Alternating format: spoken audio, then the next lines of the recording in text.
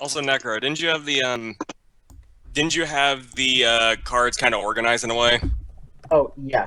RB, What? not right now. I Oh, know. sorry.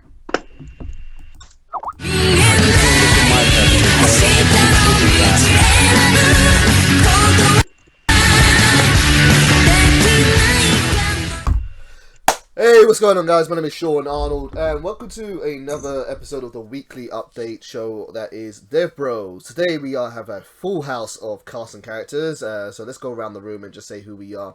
For those who have never tuned into this before, DEVBROS is a weekly update stream talking about the new cards and news in Yu-Gi-Oh's, in Yu-Gi land, and also anything of relevance to us in video game news in general. So let's go around the room and just say hey, who we are. Let's start off with RB. How you doing, man? Sup? And RB, you've got two friends with you today. Who you got with you today, man? Yeah, I'm just dragging them along right now. They don't seem to mind. Hey. This is my friend Necro. This is my friend Furry. I mean Valk. Listen, I don't need hate literally 5 seconds into the stream. Okay, anyway, this is Valk. All right, everyone, type in chat. Half miss essay. No, Okay, shut up. I'm not gonna finish that quote. Don't worry. even. I was gonna replace it with furry, but that beautiful, lustrous voice was the sound of none other than Storm Bjorn Crown. How you doing, Storm? hey, I'm doing great. And also we have with us this week another first time person to the stream, but not a first time person to the channel, and that is Frog. How you doing, Frog? Welcome to the stream. Thank you. So we have a lot, and I mean a lot to get through this week. A lot has happened in the past week or so, so let's get right to it.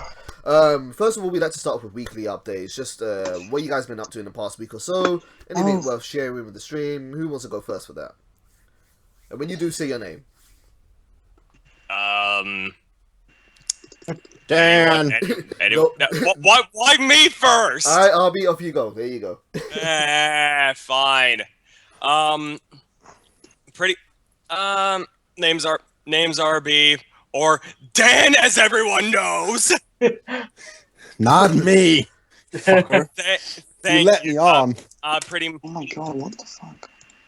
Pretty much what's been going on pretty much is that nothing too much, just kind of been doing work at working as usual, just trying to earn that money. But as well as pretty much me and Sean kind of having some fun with Danganronpa. Oh, this LP is going so well. Of course, with the newest episode that got put up with our first instance of free time. Yep, yeah. I've been RB, you suggested doing the Danganronpa LP to me and checking out that game because I'm a fan of whodunit games such as Phoenix Wright, and I am absolutely in love with that game. It is a blast to play. I'm glad you do. And It does look very fun. it is. It's a whole lot of fun. It's very, very much about you kind of putting pieces together and trying to find out who. It's all right. We'll get back in. I have no idea how long it was. Yorn, I think you're causing lightning strikes where I'm at. I can hear that. I am Thor. All right, stream's back. I'm up. Thor. There we go. But, you know, Okay, Hey, so to quickly This is wrap up Thor the in my point, game. which I was just saying, if people enjoy the Danganronpa LP, we may consider actually doing the rest of the series on RB's channel, because RB, you're trying to get back into doing YouTube stuff, and this is a way which I can say thank you to you for all your time and effort that you've helped me out with stuff and showing me this awesome game, and that way, you know, I can kind of do this collab and you can benefit from it too. So if we go ahead on your week too. We'll do it after this, but no, nothing really. Just kind of been setting up as well for maybe a potential video I'll be doing today. Cool. All right then. That's about it. So next person. Let's go for the guests. Let's start with Alchemist. Sorry, Frog. Frog, how you been in the past week, man? Well, I finished school, so I literally have nothing to do. And I've just been playing Overwatch pretty much all week. How's that going? Did you get your rank up? Sorry about I got that. my rank up. I'm trying to get Thor to back off, but Someone seriously has some bad work going on there. Oh my fuck, yes. Sorry, go ahead, Frog. Continue. And at the moment, I'm just playing Smite, and yeah, nothing's really been happening. Fair enough. I can hear the massive clicking. Well, let me ask you one Yeah. thing, Frog. What do you think about this week's PS Plus update? PS Plus, you mean the games? Yeah. I think it's one of the best PS Plus updates ever. And I've already put about 15 hours into Saints Row. I've noticed you've been putting some time into that game. You seem to be into it, man. Yeah, I almost have the platinum. Jesus. Yeah, when Frog goes in, Frog goes in. He goes ham. He does. Frog goes big or he goes home. Exactly. All right, cool, man. Who's next? Bjorn. This is sorry. Necro here. Oh, Necro, go ahead, Necro. My week's been pretty fine so far. I've mostly been playing Pokemon Red version on my 3DS. Oh, nice. How's that doing? Yeah. That sounds pretty really fun. good. I'm in Fuchsia City right now. I'm about to take on Koga. Is that the And OG red version or is that Fire Red? Yeah, the OG red. Wow, I love that Yeah. version. Yeah. Yeah, the generation when Rapid Sand Attack were fucking stupid. Don't forget Bind. Yeah, okay, yeah. And also Sleep was annoying. Yeah, That anyway. and psychics. Sleep's Yeah. always annoying. So, team so far is I have a Charmeleon named Natsu, based off Natsu Dragneel from Fairy Tail. Hey. I like that. Just, hey. Is this where I get a copyright claim? No, this is where I don't squirrel. Squirrel! Is We that your will defense we will get mechanism? to copyright claims in a bit. Don't worry about that. A foreshadowing. Anyway.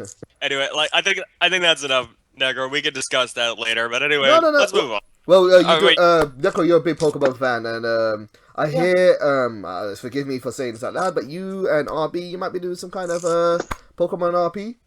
Yes, we're actually doing like a Pokemon project. So far, we've done the gym leaders, and we've crafted our evil team, which the region is called Espana, and nice. it's based off Italy.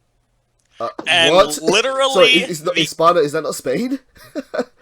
It sounds Spain, but it's Italian. Okay, fair enough. it actually is Italian. And our evil team, Team Syndicate, is literally based off the Mafia. Oh, that is nice. Oh, I'm Believe- going to Italy. I want that there to be a Pokemon equivalent of the Godfather, for sure. This is what it is, pretty much. Well, I mean, the closest thing that we have to that is fucking Giovanni. Yeah, that's true. Which I'm actually considering crafting our evil leader of Team Syndicate to be Giovanni's cousin. Now, I'm not Giovanni's uncle. big into Pokemon, but when RB was telling me a lot about this stuff, I said to him, dude, you should be recording this, you know, because this sounds friggin' awesome. It does sound like a pretty good story. Like if It we sounds can actually better get than an X and Y story. of course, Don't Shots fired. shots fired on Nintendo. What story? I remember starting and then something of a Pokemon. I then remember nothing else. there was like a 30-year-old guy who was like 3 times your height, and that's it. Oh, you fucking AZ. Anyway, The immortal man that lived forever. Cool. Jesus. yeah.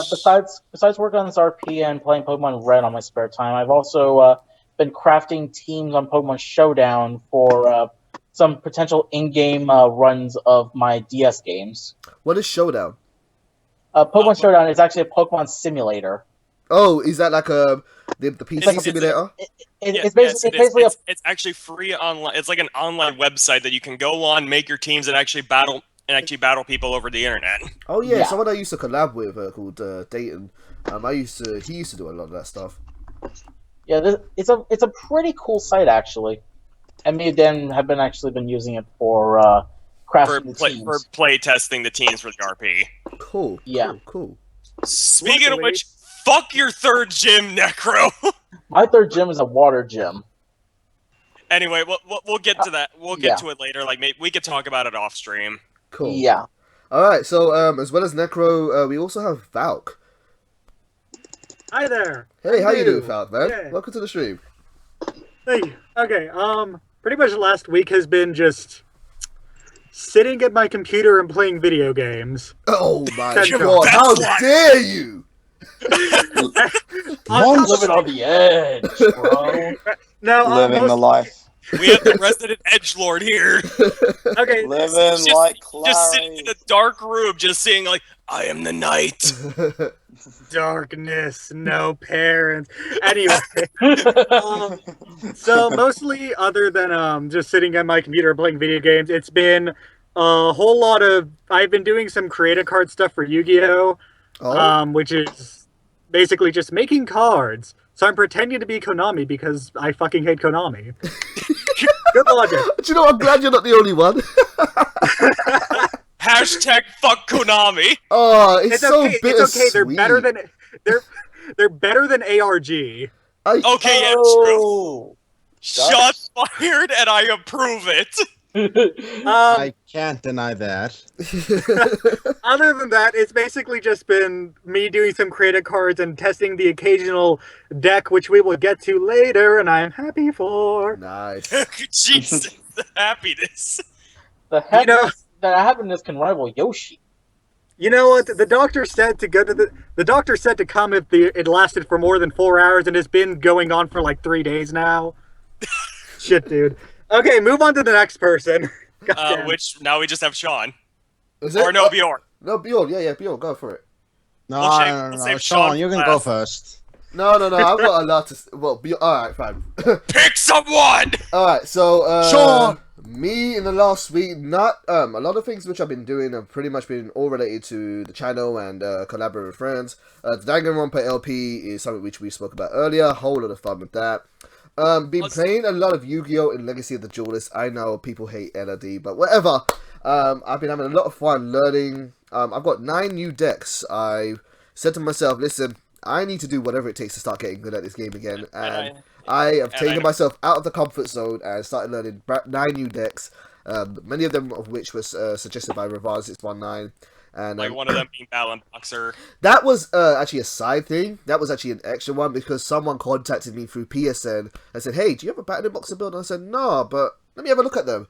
And then I said, do you know what?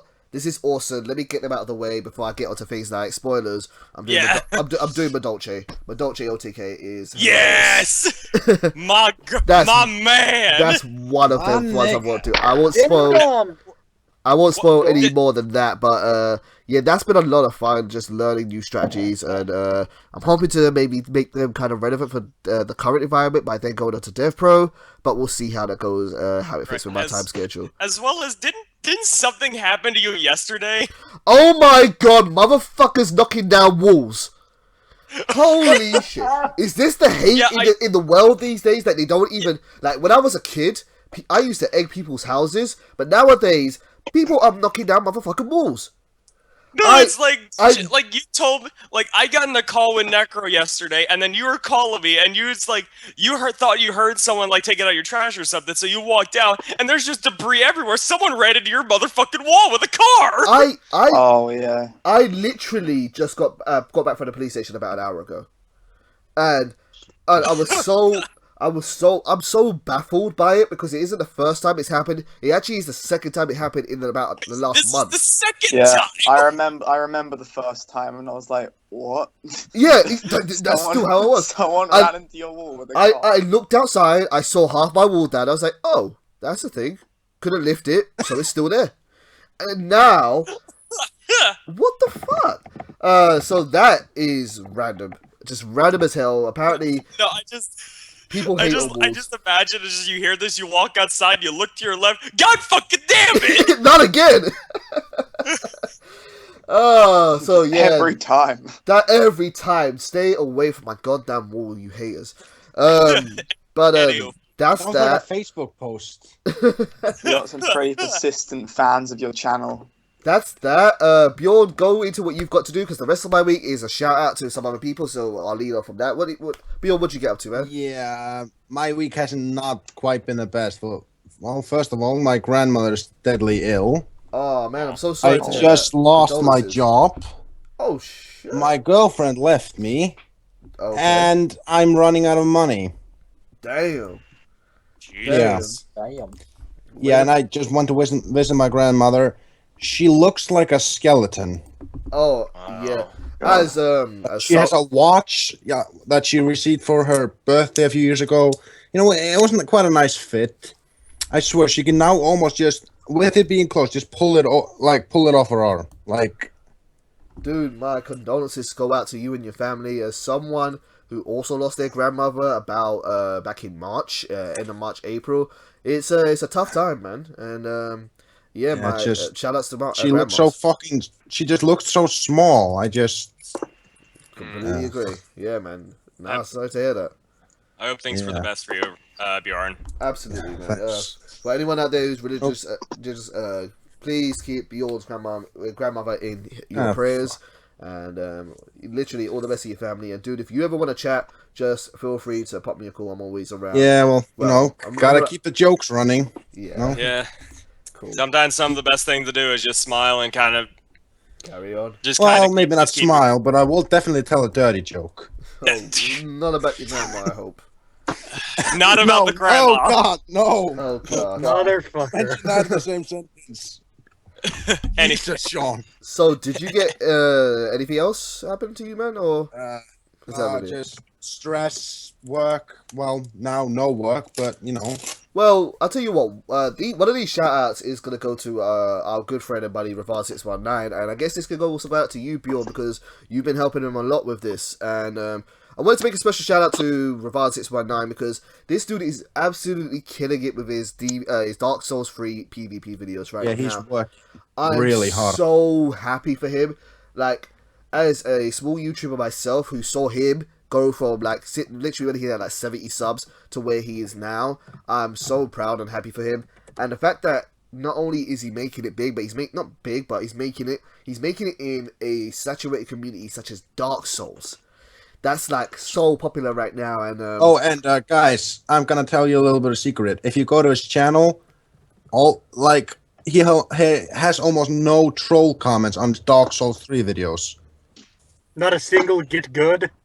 How many subscribers? Not even a single kill yourself. Last I checked, he had about 1,300 subscribers, but I haven't checked recently. There was that thing about don't do ganks, but that's not really mean as it is complain. I remember when he had 100 subscribers from doing Yu-Gi-Oh videos. Yeah. Jesus. I was in a chat with him last week, and one thing he told me, because I was helping him with some stuff behind the scenes, and one thing he told me was that someone posted on Reddit their top favorite PvPers. I might be wrong about this, Ravan. Sorry if I get this wrong. But when they were saying the best PvPers out there, he was right up there with guys like Sunlight Bro and other top PvPers. The people put him on that list. So really good shout-outs to him. Really, you should check out his Pyro videos, because no one fucks with him on I have dial-up connection. I'm not even kidding. He hits me every time. I cannot catch him. This guy has turned this PvP game into almost like a science. So shout-outs to Ravad619, and also shout-outs to Toby1018. Toby, a good friend of ours who's been on the channel many times. I spent most of my Saturday night actually on his live stream of Dragon Ball Xenoverse. Toby1018. Oh, really? Yeah, he did a tournament. He started streaming again. Yeah. He's been doing it quite a bit recently. I did not know that he actually played Xenoverse. He not only plays Xenoverse, he's pretty damn good at it. And he had a tournament last week, and I think he made it to quarterfinals with all the people on his Twitch stream. And he went on for a good 6 hours. I think I managed to stay awake until the semi-finals. And there's a lot of people getting back into Xenoverse because of Xenoverse 2. Yeah, there's a dude, I am so hyped for Xenoverse 2. Everybody is, and there's a beta for it coming out. Let's just hope it's more balanced. Oh, it's gonna be. It's definitely gonna be more balanced. And please don't make Saiyans crap. No, they are gonna remove away race differences. They're kind of making it so that they're making the race differences and now all of the races, if I remember, now can most of them can transform. Yeah. Even though my favorite right now, fucking the Frieza race has golden form. Although the transform things, from what I saw from the competitive guys, transforming is usually a waste of time. Transforms and ultimates, they're pretty much a waste of time because they're too costly for what they do. Most people just stick with basic attacks, so it'd be interesting to see if that's still worthwhile anyway. But yeah, shout outs to Toby1080. Thank you for inviting me to your stream, dude. I actually learned a lot. I think people just use ultimates to be flashy. You know? Yeah, exactly that. And yeah, maybe I'll start playing Xenoverse more. I don't expect to get good at it, but there we go. I mean, Xenoverse is fun. I'll say that. I play it. Absolutely. Okay, so getting into Dude, you don't need to be good at Xenoverse to be successful. You need to be like fun to watch playing it. Exactly. Well, you need to be like you need to at least have a good time with it and have fun with it. Well, there really isn't that much of a competitive community with it anyway, and that's something he's trying to do. He's trying to make it a bit bigger so that people know, yes, there is a competitive scene, and it's actually pretty fun to watch too. Exactly. Like, I mean, Xenoverse is fun to watch. I'll say that, but. Once we get Xenoverse 2, oh man. So, one thing which is special for us this week is we actually got a email to the channel, to the show. Oh, really? And, this person sent this message actually through my PSN, but if anyone wants to send an email to us and ask us any questions, the address is thearnoldsletterbox@gmail.com, or send it through PSN, or however you wish to contact me through YouTube or whatever. Just send a message, and if you want it read out on the air, just say, can you please read it out on DEVBROS, and yeah, we'll make sure it's done. So this message comes out from Chris, and he has a lot of numbers after his name, but let's just call him Chris. And Chris left me a long wordy message, which I'm just going to basically simplify and say that if you were managers of Yu-Gi-Oh! And in terms of managing the game's managing the game's balance, how and you had to readjust the minimum base amount of life points per round, what would you change it to and why? And I think maybe if we could go around the room and you guys want to say what number you're thinking of in your head, if you had to change it and you can't. So is he just asking about the life point or balancing in general as well? He went into this kind of talk about how the games are too quick these days, and how that 8,000 life points really doesn't work because you can kill someone so quickly, and that there's too much overflow of damage. And he was saying that what he think would be really good instead of changing cards or lists, that it would be good to actually just change the base amount of life points. And he said, what do you think? And so yeah, I pose this question to you. What do you guys think would be a good number for the minimum amount of life points in Yu-Gi-Oh? Anyone want to go first? I guess I could start. Go ahead. Well, I don't think changing it will change anything. Like, raise your hand if you recognize this. Mermail Atlanteans, almost 20k damage. I'm raising my hand. Raising a hand. I feel that. True. Yeah, Sean. Okay, look, I'm not like, so what? Because a deck can do 20k, we should have 20k life points? No, God, no. Like, now, the thing is, that is a very, the way to balance the game that is a very like specific example. Do you have like, I mean, if you're talking about like more common, so duels, many like ABC, I can't tell you how many times I've seen them do like 12,000 damage, or Cosmo with all their OTKs. Or hell, even Monarchs can sometimes do close to 8,000 in one turn. So, like, if you had to change it, what would you give it as a number that would make it so that didn't necessarily happen so much? I guess I would either not change it or 10,000, I suppose. You know what? I'm gonna jump on that. I think if I had to change it myself, I would say 10k too. Yeah, it doesn't really matter because most decks, even like something as quote unquote slow like gadgets, like they can still pump out a shit ton of damage. Yeah. No one's gonna say that gadgets are amazing. No. Yeah. And like, I don't know, I think life points, like, they're okay as they are because you don't survive by life points, you survive by playing. Resources. Yeah. Yeah. I'd also like Sometimes to throw the this. game is over by turn 1. I'd also like to throw this in that don't forget that with the whole life point value thing, the whole concept of OTK decks aren't going to change. It's been the same for a long time now that stun and OTK aggro tends to do generally better than control. We've kind of seen that with the current metagame backed up by the kind of mild onslaught of demise decks. So realistically, all changing the life point says is kind of widen the gap between the decks I'd imagine the person who sent the email wants, which is more of a control-y, slower format. It doesn't make it slower control-y because the slower and control-y decks can't actually push out 10k and upwards damage in a duel. Although I think I've actually found a way to balance pendulums without changing the rulings. Well, that much. What? You know how you can pendulum summon from either the hand or the extra deck. Yeah. Make it so that you can only choose, so that you have to pick between one in each pendulum summon. So either only from the extra or only from the hand.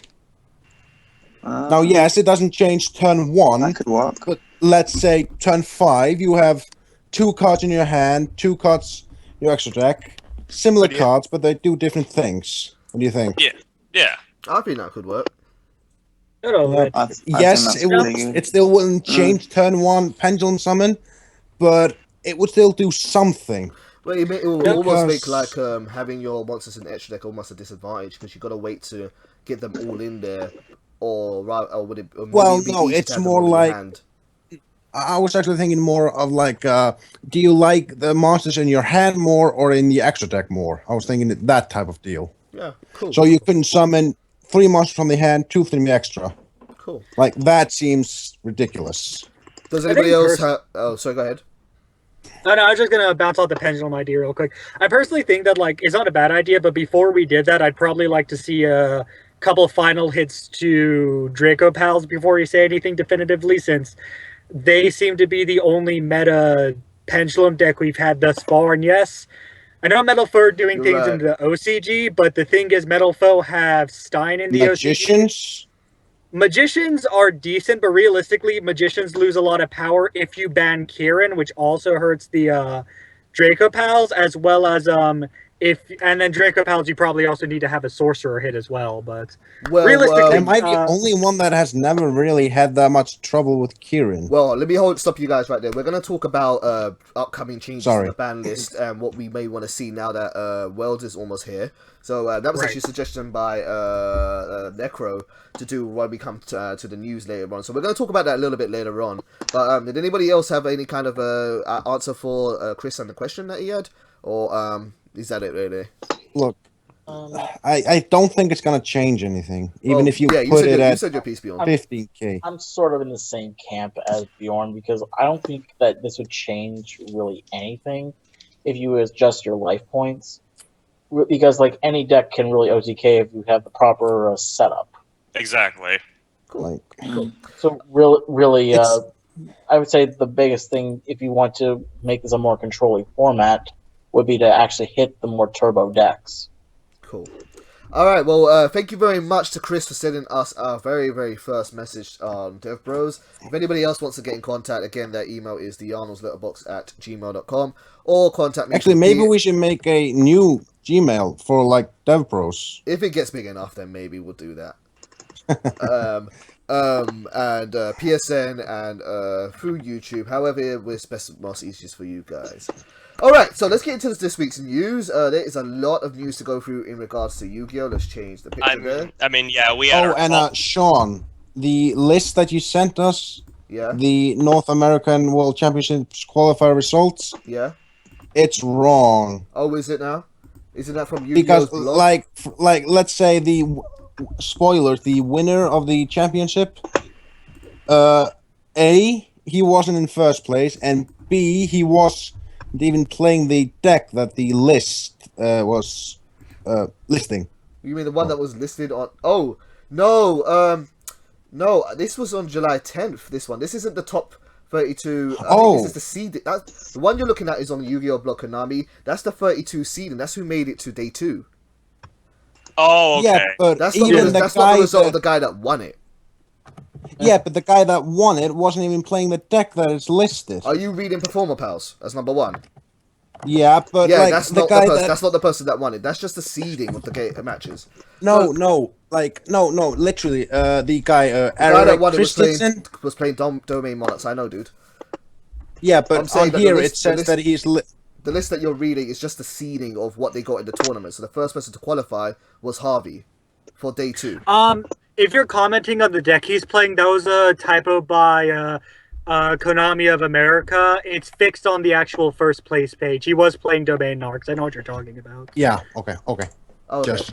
So, North American World Championship Qualifiers happened yesterday, and it was a heated tournament, and Many people entered, lots of people watched and heard, and I'm just going to quickly go break down on what were some of the top 32 decks. And apparently there were 10 Burning Abyss Phantom Knight decks, 5 extra deck Monarch decks, 4 Domain Monarch decks, 4 Performer Powers, 3 Cosmo, 2 Magiceptor Magician, 2 Odd Eyes Magician, 1 Fire King Cosmo, and 1 Burning Abyss Monarchs. So it was quite a varied top 32 setup there, with the top 4 being 3 versions of Burning Abyss Phantom Knights, and the winner, what is his name here? Eric Christiansen winning with Domain Monarchs. Fun fact, this is actually the guy who won YCS Dallas using Infernal. Yes, he is, yes. And I haven't seen him do things in a while. I'm going to now put the docket into the... Actually, I was actually in the middle of doing this. I'm going to put the docket into the description of the stream. And there's all the links which we have referring to here. And one thing I strongly recommend anyone that's a fan of Yu-Gi-Oh! Doing is checking out Eric Christiansen's deck profile of his winning Domain Monarchs deck. One thing which I wanted to point out, or what really caught my eye, was some of the tech he was using. And one thing that he swears about in this video, I don't know if you guys saw this, but he swears by having just tons and tons of back row hate in his deck. In his main deck, he's running 3 copies of Twin Twister, as opposed to the most common, more common being 2 copies. And in his extra deck, if I can quickly get my list up, he was running copies... I wonder if he's been watching me play. He's been running copies of Frostblast, 3 copies of Typhoon, 3 copies of Solemn Scolding, and also a Mystical Ref Panel, which he thinks is the best tech that he has against other Monarch decks if they're playing Pantheism. A really, really well-refined deck. What do you guys think about the results for World Championships? Not World Championships, but World Championship Qualifiers. Monarchs finally won. Not that I'm happy that he won. It's just that what happens to every single deck that wins Nationals? They get restricted. They get Monarchs won Nationals.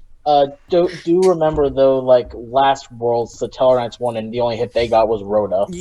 Yeah, but that Which was because I hate A, they were so playing much. under a separate ban list. B, the set ban list didn't allow exclusives, which was like half the OCG and TCG winners. And C, actually, I only have A and B. I'm just happy. I felt like there should have been a C. because I play Monarchs in real life. You don't have a C Crush Wyvern, sorry. Yes, C, you're a dick. There. But yeah, no, it's interesting to see Monarchs finally win. Mind you, half of the top 4 were still Burning Abyss PK. A third of the top 16 and the top 32 were still Burning Abyss PK. Yep. So I don't imagine Konami's going to let them escape like totally unfazed again, because this is starting to get silly after 2 years. Yeah. Oh, I was just to say, yeah, no, it's an interesting build up to that, and what I wanted to go on to from here was to, of course, talk about predictions for both Worlds and also prediction for post Worlds, because usually after Worlds we get a new ban list. What do you guys think is going to happen? For the ban list, I guess I'll go first. Really, of course, Monarchs are going to get hit. Hopefully, at least because since they won Worlds. Yeah, Brilliant Fusion is going to go to 1. Okay, And that's it. my stand on Brilliant Fusion, just I love the deck. I love the card. It runs probably one of my most favorite decks of all time that me and Valk made, which is a Brilliant Symphonic Gen X deck. Okay, can I just say this really quickly and how what was really hilarious that if I remember it was Valk who was dueling, that he was playing the Brilliant Symphonic Gen X deck, and he just got this one guy that's just like that was like getting so mad because he was using a mixture deck or something. Oh, It's no, like, no, that was my Symphonic Warrior Synchro deck. It wasn't running the Gen X, but he said to me specifically, "You mixed trash scum, you're not worthy to face me," and then immediately rage quits. Oh boy. That means, oh shit, I just lost to a quote-unquote scrubby deck. Yeah, Later on. basically. But yeah, like my stand on Brilliant Fusion, like I've seen so many arguments on both No, sides. I said Brilliant Fusion is going to 1 because Rhoda went to 1 last time. You know, because Right. Monarchs like it, but it's not Monarch. That's why I said it as a joke. Okay. It's like, I don't hear us. What's going on? Then I look, stream is offline, and all I see is fucking, these... There we go. Alien. Guys, I have to go because I'm going out at 7:30 and I'm gonna have dinner now. Alright, see you in a little bit, Alright. then. See ya. Alright, Yeah, see you, see ya. Have Yeah, fun but with the stream. Pantheism going to 1. My, aren't you smart? So, anything Limiting else their best in part? terms of predictions for the next ban list, or even Domain. worlds? Do you think Domain's gonna take worlds? No, Domain is going to get hit, I mean. No, but I'm asking that too. Domain's not going to get hit worlds. Domain's not going to take worlds because of the hits it already has in the OCG. Most likely deck to take worlds because we're actually getting their best card before worlds is Blue Eye, because we will be getting alternative in the movie pack. Is That is movie true. pack going to be illegal?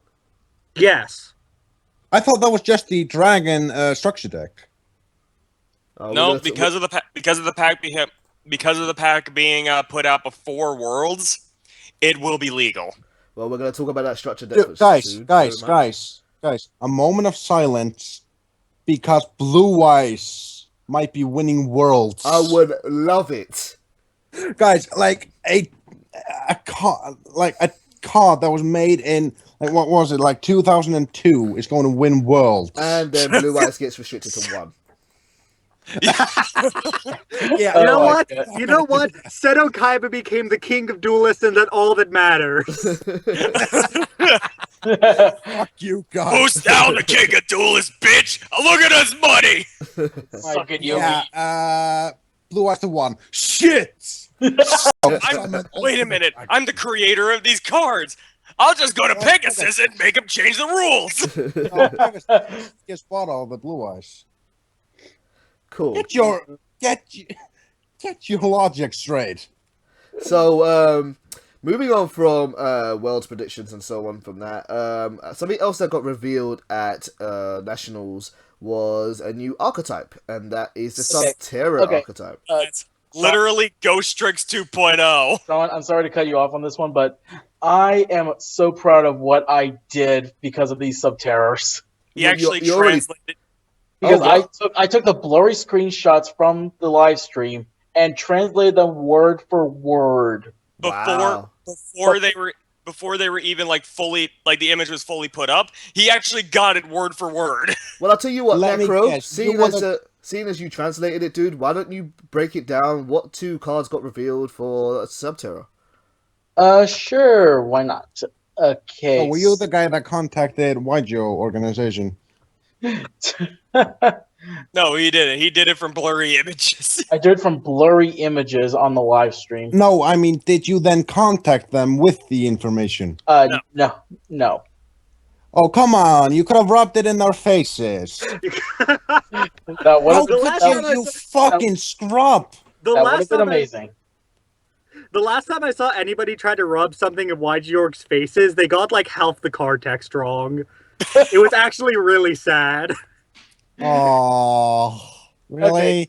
So, Subterrors is a new rock flip archetype. Hello, Shadows. Yep. The first card that was ever revealed was the Hidden City, which I say first revealed because it was actually debuted as a mat for a European tournament. Oh. And we actually had the image for the card text, but we had the image for the card, but we didn't know what it was. Like, to be honest, it looked like a vampire card at first. Yeah, I can see that. Yep. But it turns out to be its own archetype, which, Necro, take it away. All right. The Hidden City is a field spell. When this card is activated, you can add 1 Subterror monster from your deck to your hand. Once per turn, you can change 1 face-down defense position Subterror monster you control to face-up attack or defense position. And once per turn, when an opponent's monster declares an attack, you can change 1 face-down defense position Subterror monster you control to face-up attack or defense position.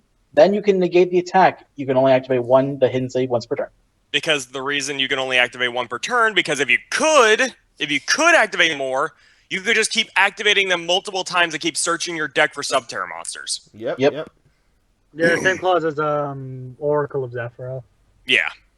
Yep. So basically, we have a searching field spell like Oracle of Zephyra Which is that allows really for good on its own. which actually does flipping effects like the books. Yeah. Like Book of Moon and such. I think this is more akin to like Book of Taiyu. Taiyu, yeah. Yeah. Because what I found interesting about that is that it's one face down defense position Subterra monster, and it's like you. Is this the first time where you've got to actually say this face down card actually has to have a certain type of text? Yeah. Yeah, because normally face down cards are considered to be on textless. Yes, but in this case, if it's flip face up, like if it's flip face up and then flip face down, we know what it is. Yeah. Yeah, we're not sure on the rulings for this right now. If you have to have flipped it up face up before you actually can target it. Yeah. But we kind of have to wait on Konami for that. Of course, yeah. Still early days. Wait, does it target? Yes. Yes. You can change one face down. Konami is getting really strict on saying target. Yeah. Anyway, they are. This is a weird example too. Yeah. Yeah, like change one face down. This sounds a bit more like Ignisted than anything. Yeah, something like that. We also got revealed their boss monster, I believe. Yes, Subterra. It's a Destiny draw. Yep, Subterra Behemoth Stalagmo, which is Stalgamo. I don't know. I like saying Stalgamo.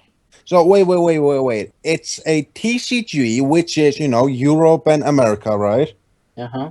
Mm-hmm. With a name that is hard to pronounce. You had one job, Konami. One job. One job. So Necro, keep going. All right. Stalagmo is a rock earth flip monster, level 10, with 2800 attack and 2100 defense. Its flip effect: you can discard one Subterra monster, and if you do, draw 2 cards. You can only use this effect of Subterra Behemoth Stalagmo once per turn. And when a face-up monster you control is flip face down, if you control no face-up monsters, you can special summon this card from your hand to defense position. And once per turn, you can change this card to face down defense position. That's how. Okay. So it's not only is it a flip monster, it's also a flippy. Yep. It has the Geargia armor style of flipping itself. I wonder why they made it level 10. So guys, we have Star Wars and Oz. We have Dante's Inferno. What do you think this is? I would say the Titans. Because this honestly reminds me of the bad guy from Final Fantasy 2000. No, Fantasia. Oh yeah, Fantasia, bring him. Yeah, the big black dude, demon thingy. But the big black dude. Yeah, yeah. No reference. I thought we could get away with this stream without racism, but nope. How is okay? Is he black?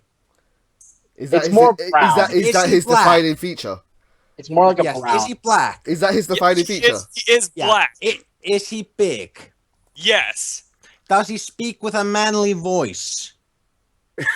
I don't know. Then it's a big black dude. Like, what do you want from me? You want me to call the cute pink fluffy? Like, it's not racism. It's accurate. Is it bad that I fully expect you to say, "Do you want me to call the police?" No, I'm not black. Sean Hyde. No, wait, you're British. You're fine. So another thing. They I'm not going to jail for that one. They actually said, well, the commentators, when they were going over these 2 cards, they suggested an option would be to run these with prediction princesses, specifically Tarot Tray. Really? Because she could just summon it right out. And not only that, we actually have another rock flip monster that pot of fucking taboo. Yep, which has 4 banned card effects.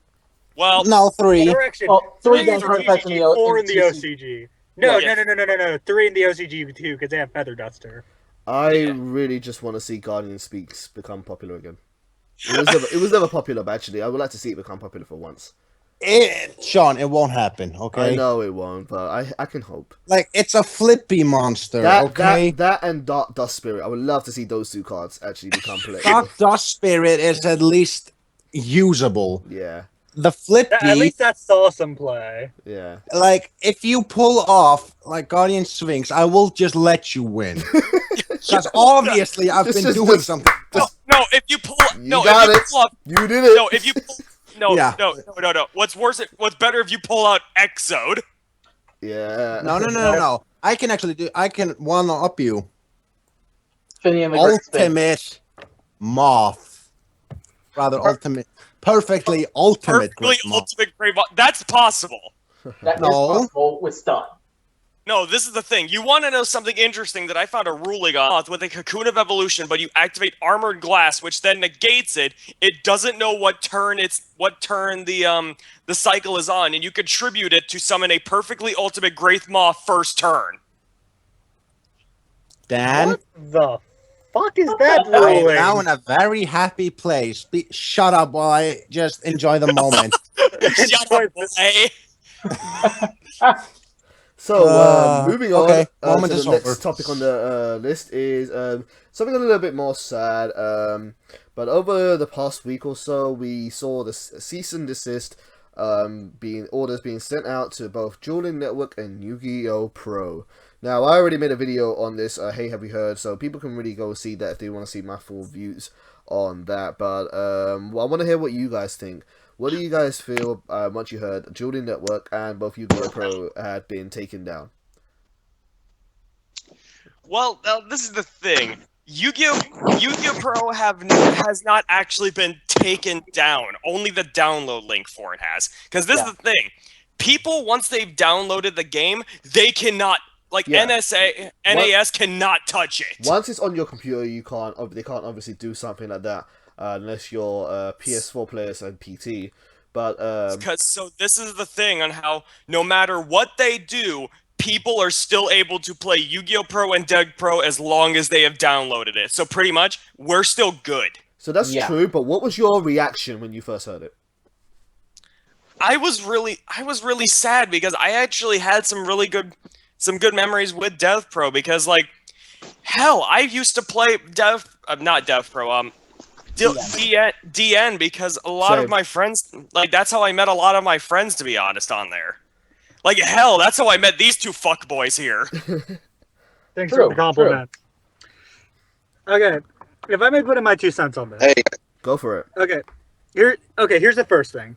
I'm not going to say it's NAS because technically the third party wasn't disclosed, so I'm just gonna leave. Yeah, I mean, there's a good chance it is, but... Yeah, anyway, everyone is pointing the finger to Konami and NAS, although we have had no official confirmation, so it's really conjecture at this point.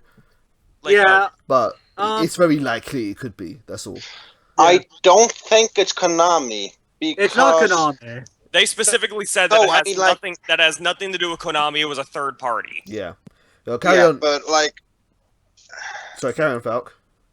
Bjorn can say what he wants to say about the... No, it's fine. I'll wait. Okay, here's the other thing, though.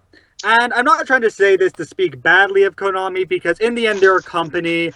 Putting money on their table is going to end up mattering more than, appealing to the competitive fan base. Because people seem to forget that the competitive fan base makes up a very small minority of Konami sales. When you take into consideration the fact that the competitive market as compared to casuals and kids buying packs off the shelves of Walmarts, it's like you have them buying $600 cases as compared to like $3 booster packs, but they're also outnumbered like 1 to 1,000 by the little Timmies. Absolutely.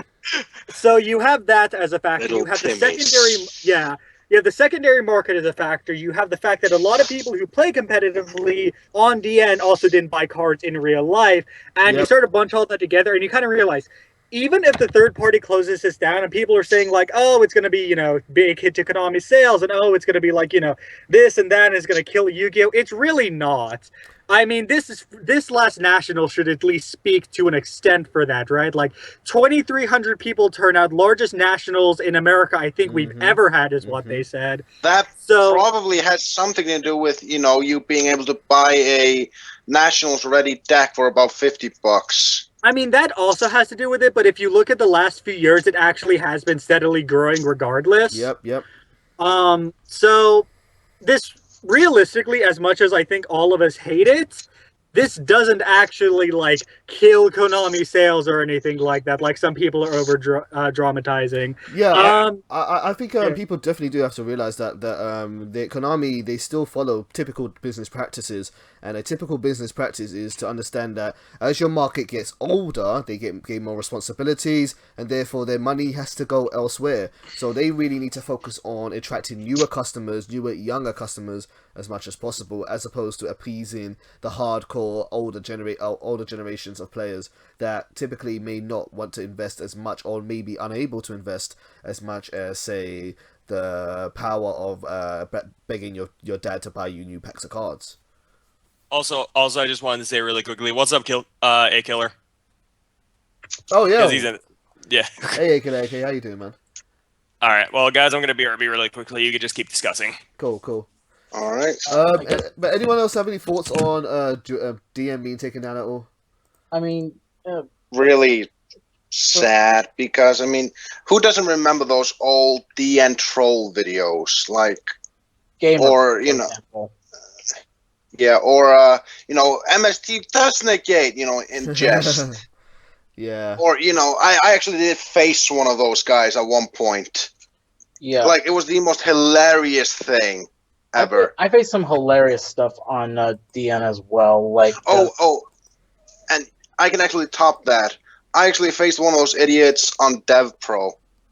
I was playing Cosmo, and he was like, "You cheater! You can't summon during the battle phase." I'm like, and then he just rage quits. Yeah. I actually have some. Sorry, go on. Yeah, it's okay.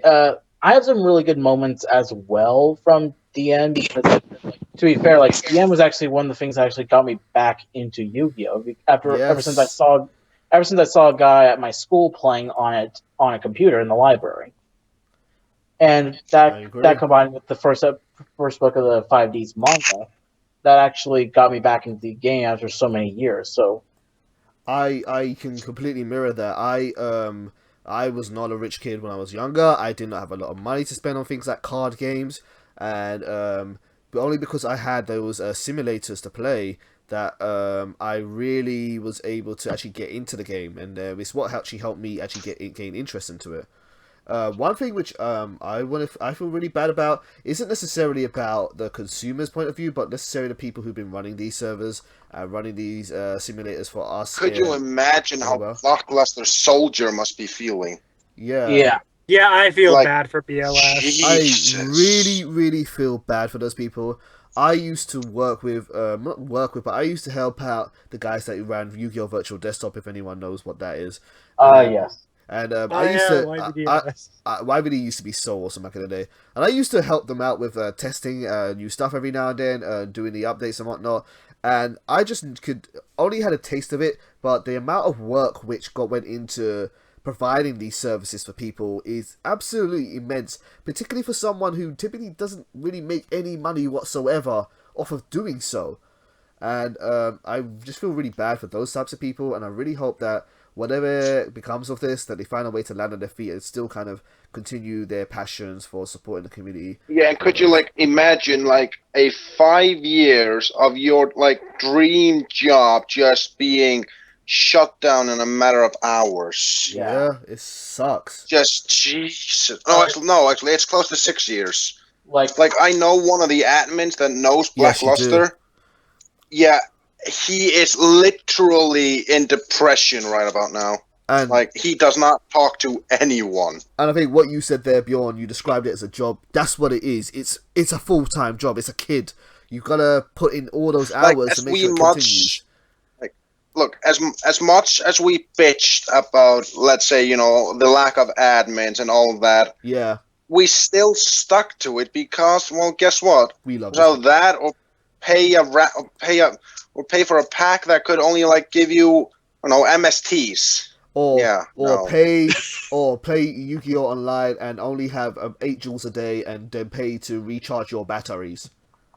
Yeah. Jesus. Yeah. All right, I'm back. Welcome back, dude. Welcome back. Thanks. But yeah, like some of my favorite memories from DN actually were around the time when Satellar Knights first were added to DN's roster. I made like a really cruddy Satellar Knight deck, and I ended up going up against an Executor deck and actually made a comeback from 700 life points.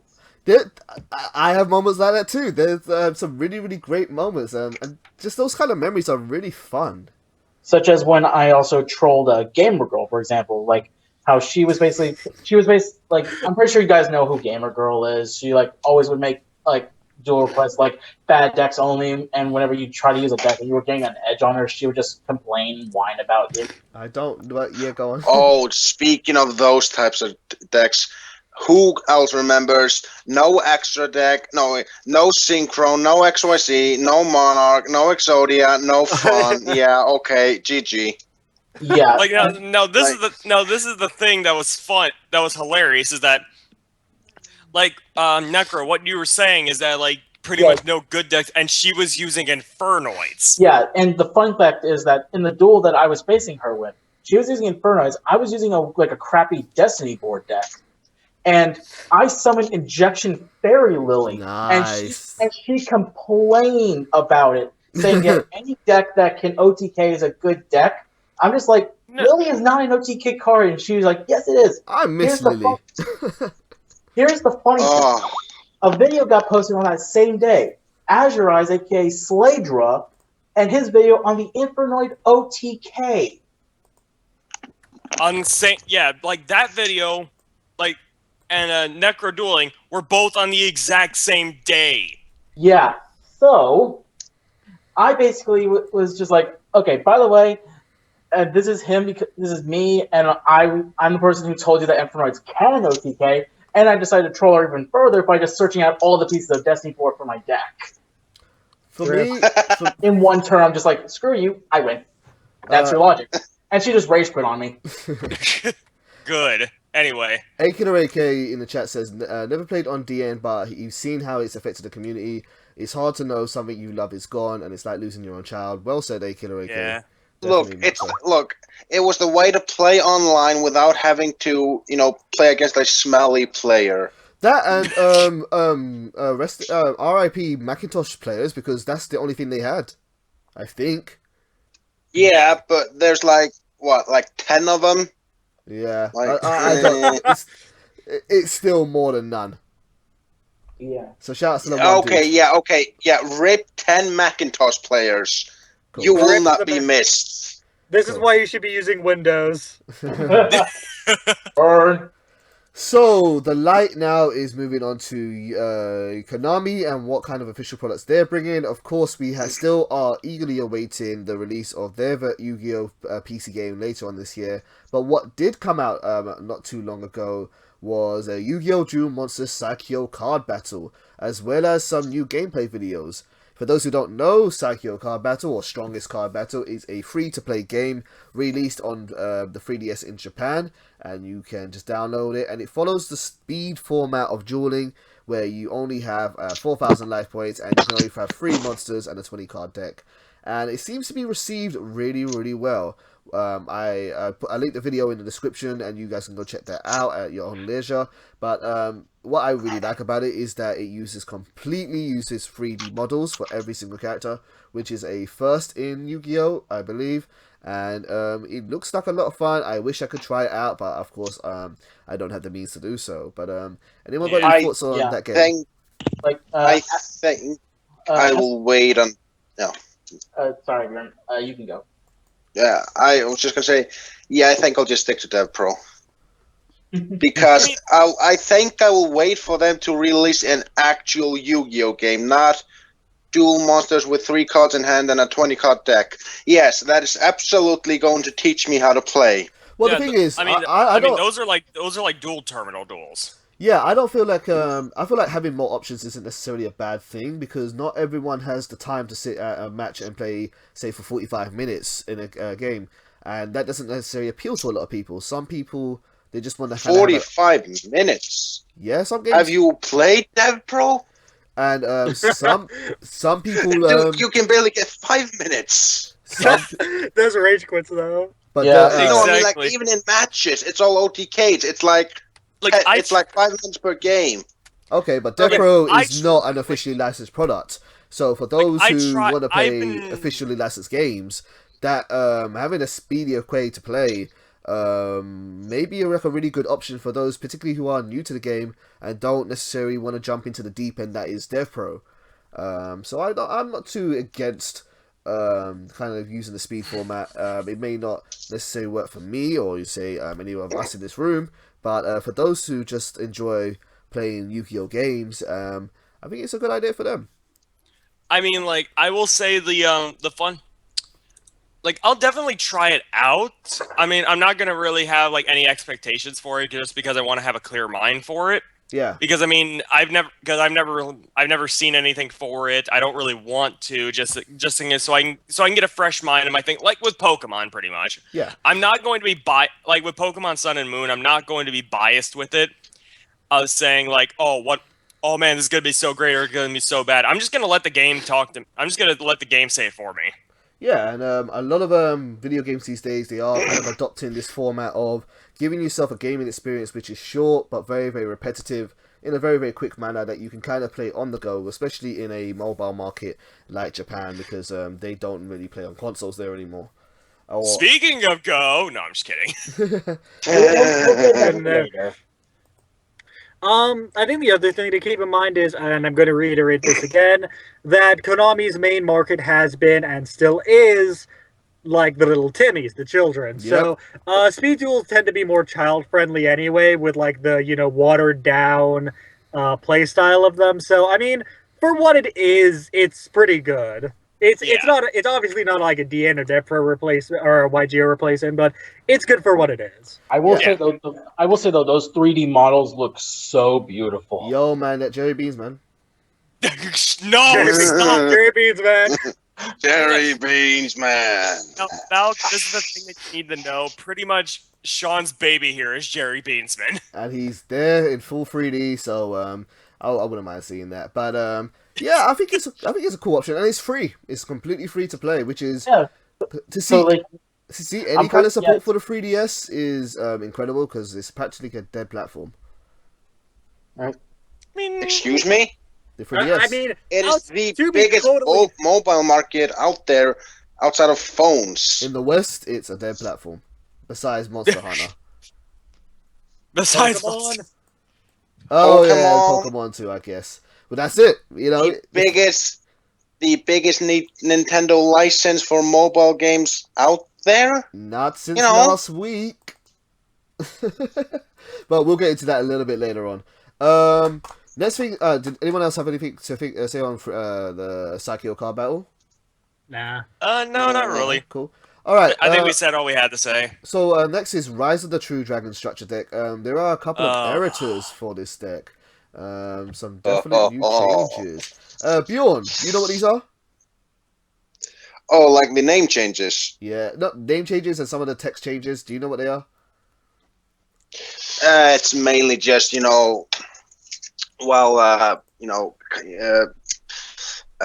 problem solving context. Fix. Say target when it is supposed to target. Well, these decks, That sort of things. These cards definitely, being that they're mostly dragons, definitely seems like something you're most familiar with. So if I read a couple out, maybe you could give like your 2 cents on that. But like a Felgrand Dragon. Oh, sorry, go on. Bill. please! I can definitely give some helpful tips. And anyone else? Ask Jay. He pretty much despises me because of that deck. And anyone else want to join in? Feel free to. Felgrand Dragon cannot be special summoned except from the graveyard and only if it was sent there from the field. If this card is special summoned... Wrong card. Felgrand Dragon, what are you talking about? Oh, that's the wrong dragon. That's the wrong Felgrand. You're talking about the classic. Oh, yeah. No, there is no class. There's new Felgrand, and then there is someone pretending to be Felgrand. Yeah, Sean, the Felgrand dragon we're looking at is Divine Dragon Lord Felgrand. Yeah, no, the one I'm looking at is Felgrand Dragon. The original. Whatever's on this list. Which no one cares about. Okay. Well, that's what I was reading about for you. There you go. No one cares about that one. Fair enough. No. Alright, Hellbrand Dragon is bullshit. Dark Blaze Dragon, if this card is special summon from the graveyard, its attack and defense become double its original attack and defense. If this card destroys a monster by battle and sends it to the graveyard, inflict damage to your opponent equal to that original monster's attack. Oh, that monster's Next. Decoy Dragon, if this card is targeted for an attack, target Target one level 7 or higher dragon monster in your graveyard, special summon it, and if you do, change the attack target to it and perform damage calculation. Is it worth me going on with these? No. If I may, I can list off all the good ones for him. All right, go ahead. Just do that. Okay, as I'm slowly moving down here, I'm trying to get to the good ones, because my god, there are a lot of bad cards in this structure deck. Sadly. Well, I did send a Reddit link which kind of had the good ones listed, apparently. No, if anything to go by, it had the worst. Don't forget the myth, the legend, Rive is dead. I was on the back of the box. They mistranslated Raiden, Hand of the Lightsworn's nickname, and now it's Ryazden. Yeah, that was a really bad typo on their part. It's so good. Give me 2 so seconds bad. because this is being really laggy. Yu-Gi-Oh! Wiki, why? Plus. Okay, finally. Okay, Arc Brave Dragon. Shut up, let me have my moment. Alright, continue. Okay, Arc Brave Dragon, level 7 Light Dragon, 2400 attack, 2000 defense. If this card is special summoned from your graveyard, you can banish as many face-up spell trap cards as your opponent controls as possible, and if you do, this card gains 200 attack and defense for each card banished. Once per turn during the standby phase, if this card is in the graveyard because it was sent there last turn, you can target one level 7 or 8 Dragon-type monster in your graveyard, except Arc Brave Dragon, and special summon it. There are so many combos with this card, it's incredible. It's my little baby. So what changed about that? Nothing changed. Well, just. So sorry. From what I got from this post, there were some cards which actually had some changes to them. Is there nothing in there that you guys have seen that have made any differences? They are differences? probably talking about Gospel, honestly. Yeah, well, Gospel things like Evil Swarm Sahag's activation condition is now worded differently.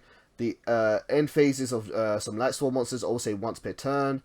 Dragon's Rebirth says there are lots of many things, but there's also some minor changes. But I didn't know if this had anything major done to it, or this really changed the way some kind of cards were worded.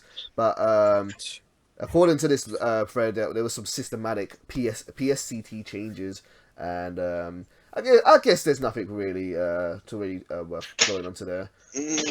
To my knowledge, most of the PSCT changes were just to keep more in line with general TCG card deck standards. I haven't heard of any effects changing systematically to a point where they changed the rulings. And even if they did, the OCG and TCG rulings are slowly starting to merge more and more anyway, so... Cool. Alright, let's move on then. Moving on rip to... frogs. They are now completely useless. Move on to... Swap Frog's still decent, it's just not as good. Moving on to our last small piece of news, the release date. No, it also works like that. Sorry, Sean. It also works like that for Treeborn. Treeborn is absolutely useless. So does it work? Oh, do we have that ruling now too? Yeah, we have every single. No, like DEVBROS uses all the OCG rulings. Yeah, no, Rip Frog Monarchs. So, the structure deck for Yu-Gi-Oh! and the new Seto Kaiba structure deck also got released. The launch date for those who want to get them is the 21st of the 10th, 2016. They're going to be $10 a box, and new support. It was what month was it? 21st of the 10th. So that's October. Yep. Oh. And Yugi's going to have the support for the new Magna Warriors, and Kaiba's going to have the ABC support in that, so I think that's probably going to be very popular. And ABC is ridiculous, and that will that's going to be really one to grab. So I'm sure people are going to start buying those in bulk, and especially those guys. Dan.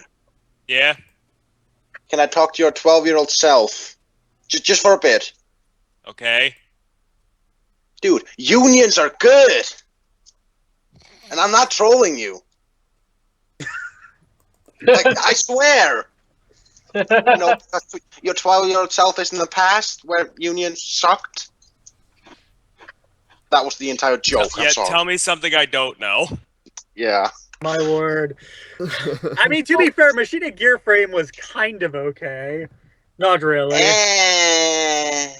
Well, swiftly moving on from bad jokes into another bad joke.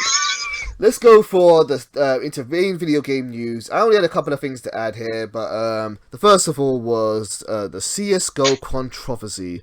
This blew up a lot last week. It's been reported by many popular news game websites, but RB and I, we had a nice lengthy talk about this the other day, and pretty much how disgusted we are. I'm going to quickly break down what it was, and then if anyone wants to say their opinion on it, they can do. The CSGO controversy is obviously short for Counter-Strike Go, which is a game where you can buy and sell skins through Steam, and this has led to a very interesting marketplace where certain skins are worth almost thousands of dollars. To supplement this, people have begun creating gambling websites where players can gamble their in-game skins against other people's skins, and then whoever wins takes the whole lot. And then what this essentially means is you can gamble for these skins and then sell them on and make money, which is what the market has been. It's a grey area since you're not technically gambling real money, but you're gambling a digital item that really they're seeing it getting around it, but really it's just gambling. And this has led to the controversy of some YouTubers, namely T Martin and Pro Syndicate, who have been doing videos of these gambling websites, showing off videos of themselves gambling, say, people, go check out this website and gamble on it. And then it was found out that they actually owned the website, where they were fixing the results. Hey guys, look, this site that I'm on just randomly keeps giving me, like, prizes. Yeah. Go check it out. And it's so good. And that's really it in a nutshell. What a scumbag. What a scumbag. Like, these guys make me look like, well, I guess just a pussy. I don't know if I like that or if I hate that. I'm going to need to think on that one. I really hate this because I've seen firsthand the kind of impact these YouTubers have on particularly young people, but even older people. And kids follow them like crazy. I have relatives who watch YouTubers who got into CSGO only because of certain YouTubers, and they wanted to get these really rare knives that they could sell for $300. And I didn't understand it at the time, but now I kind of do. I have relatives who would buy games like FIFA 16 or FIFA 15, and they would spend more money on buying currency for the game with their real life money than actually they spent on the actual game and actually spending the time to play it. And it's exploitative. It's exploiting the minds of the impressionable, and people just are eating it up. And so to see one of them exposed like this is kind of good in a way. Kind of sucks because it means that things like Steam trading cards and markets such as that are going to become probably more they're going to try and instill some kind of legislation to kind of restrict on what can be done. Why is that bad? Only because with that, by making more people adhere to certain rules, it does kind of limit often the popularity of the markets and the efficiency of it. Often these markets tend to die down once they're no longer part of the Wild West. And these kind of but the Wild West includes child gambling. I mean, pick your poison. Well, yeah, no, it definitely does have some benefits, but look, at the you same can either time, have regulation that kind of hurts the market, or you can have 10-year-olds screaming into your mic saying, "No, I take it back. I don't want to gamble. No." It's not just pick it. It's not just that, but like for a game like CS:GO, which is played very competitively, it's obviously going to have an impact on those players as well. Maybe even the way they made their own money or made their well-beings to support their passion into playing it competitively, because they're not going to be able to maybe make as much money on selling the stuff that they would earn. So it's going to affect more than just 10-year-olds screaming into mics, but it's a double-edged sword when you get things when you get legislation like that put in. But yeah, has anybody ever played CS:GO? Does that affect anyone at all, or anyone got an opinion on that? No, I don't play CS:GO at all. But no. No? Okay, cool. Look, it's COD with worse graphics and tighter controls. Exactly. That's pretty much That it. is going to piss off a lot of people. Look, no, is it wrong? Listen, I'm not a fan of FPSs. Don't drag me into this. I hate FPSs. Except for Overwatch. Well, Overwatch is cool. I mean, maybe Fallout 4 because it's not really an FPS. That's more of an RPG, to be fair. Yeah. Well, going from CSGO... First-person RPGs are very cool. Going from CSGO to another Go, Pokemon Go was released last week. And, yeah. Arby, why don't you break down for the people at home, what is Pokemon Go? Pokemon Go pretty much is, well, in my opinion, the closest thing that we're ever going to get of Pokemon in real life. With all the glitches and all. Pretty much what it is it's a game that on your phone uses your GPS to pretty much track how you are, and as you walk around, you can catch Pokemon. And why do I feel like they could utilize that information a little bit too much with the GPS thing? And as you're walking around, it will kind of use different locations and monuments that you have for, like, say, Pokestops in order to get items from there, and as well as you walk around enough, there could be some Pokemon can pop up, and using your camera. And using your camera, if you choose to use the AR camera, there's a Pokemon just like sitting right there that you can throw Pokeballs at. So it's an ARG, augmented reality game, and it is doing super well. It's really cool. It's been so. It is very interesting how Pokemon Go has grown to be such a great. Like, probably the _1 app on, like, iOS. It is. It's the #1 app on iOS in both the US and in Australia. And not only that, but Nintendo's stock rose by a whopping 33% on the market last week. Really? Yeah. Yes. I will say this, though. I feel bad for some of the people because, like, originally Pokemon Go was only released in Japan and Australia, and there are some people who wanted to play it early. So they went for the hassle of making an Australian iTunes account just to get it. Exactly. Literally all of Europe, my heart goes out to you. But 33% means that... Expect to happen. A 33% increase means that Nintendo, if I am paraphrasing this correctly, is not being has that many interests in its company since 1983. Okay, just call it what it is. Yeah, they are just killing it right now. I hope they can kind of maintain that kind of success. But Nintendo and mobile, it looks like that was just a recipe for success they needed. I will say that Pokemon Go in enough time will die down. Like, Pokemon Go will die down a little bit if you give it time. But all in all, I think it's still going to be a steady app. It absolutely could be.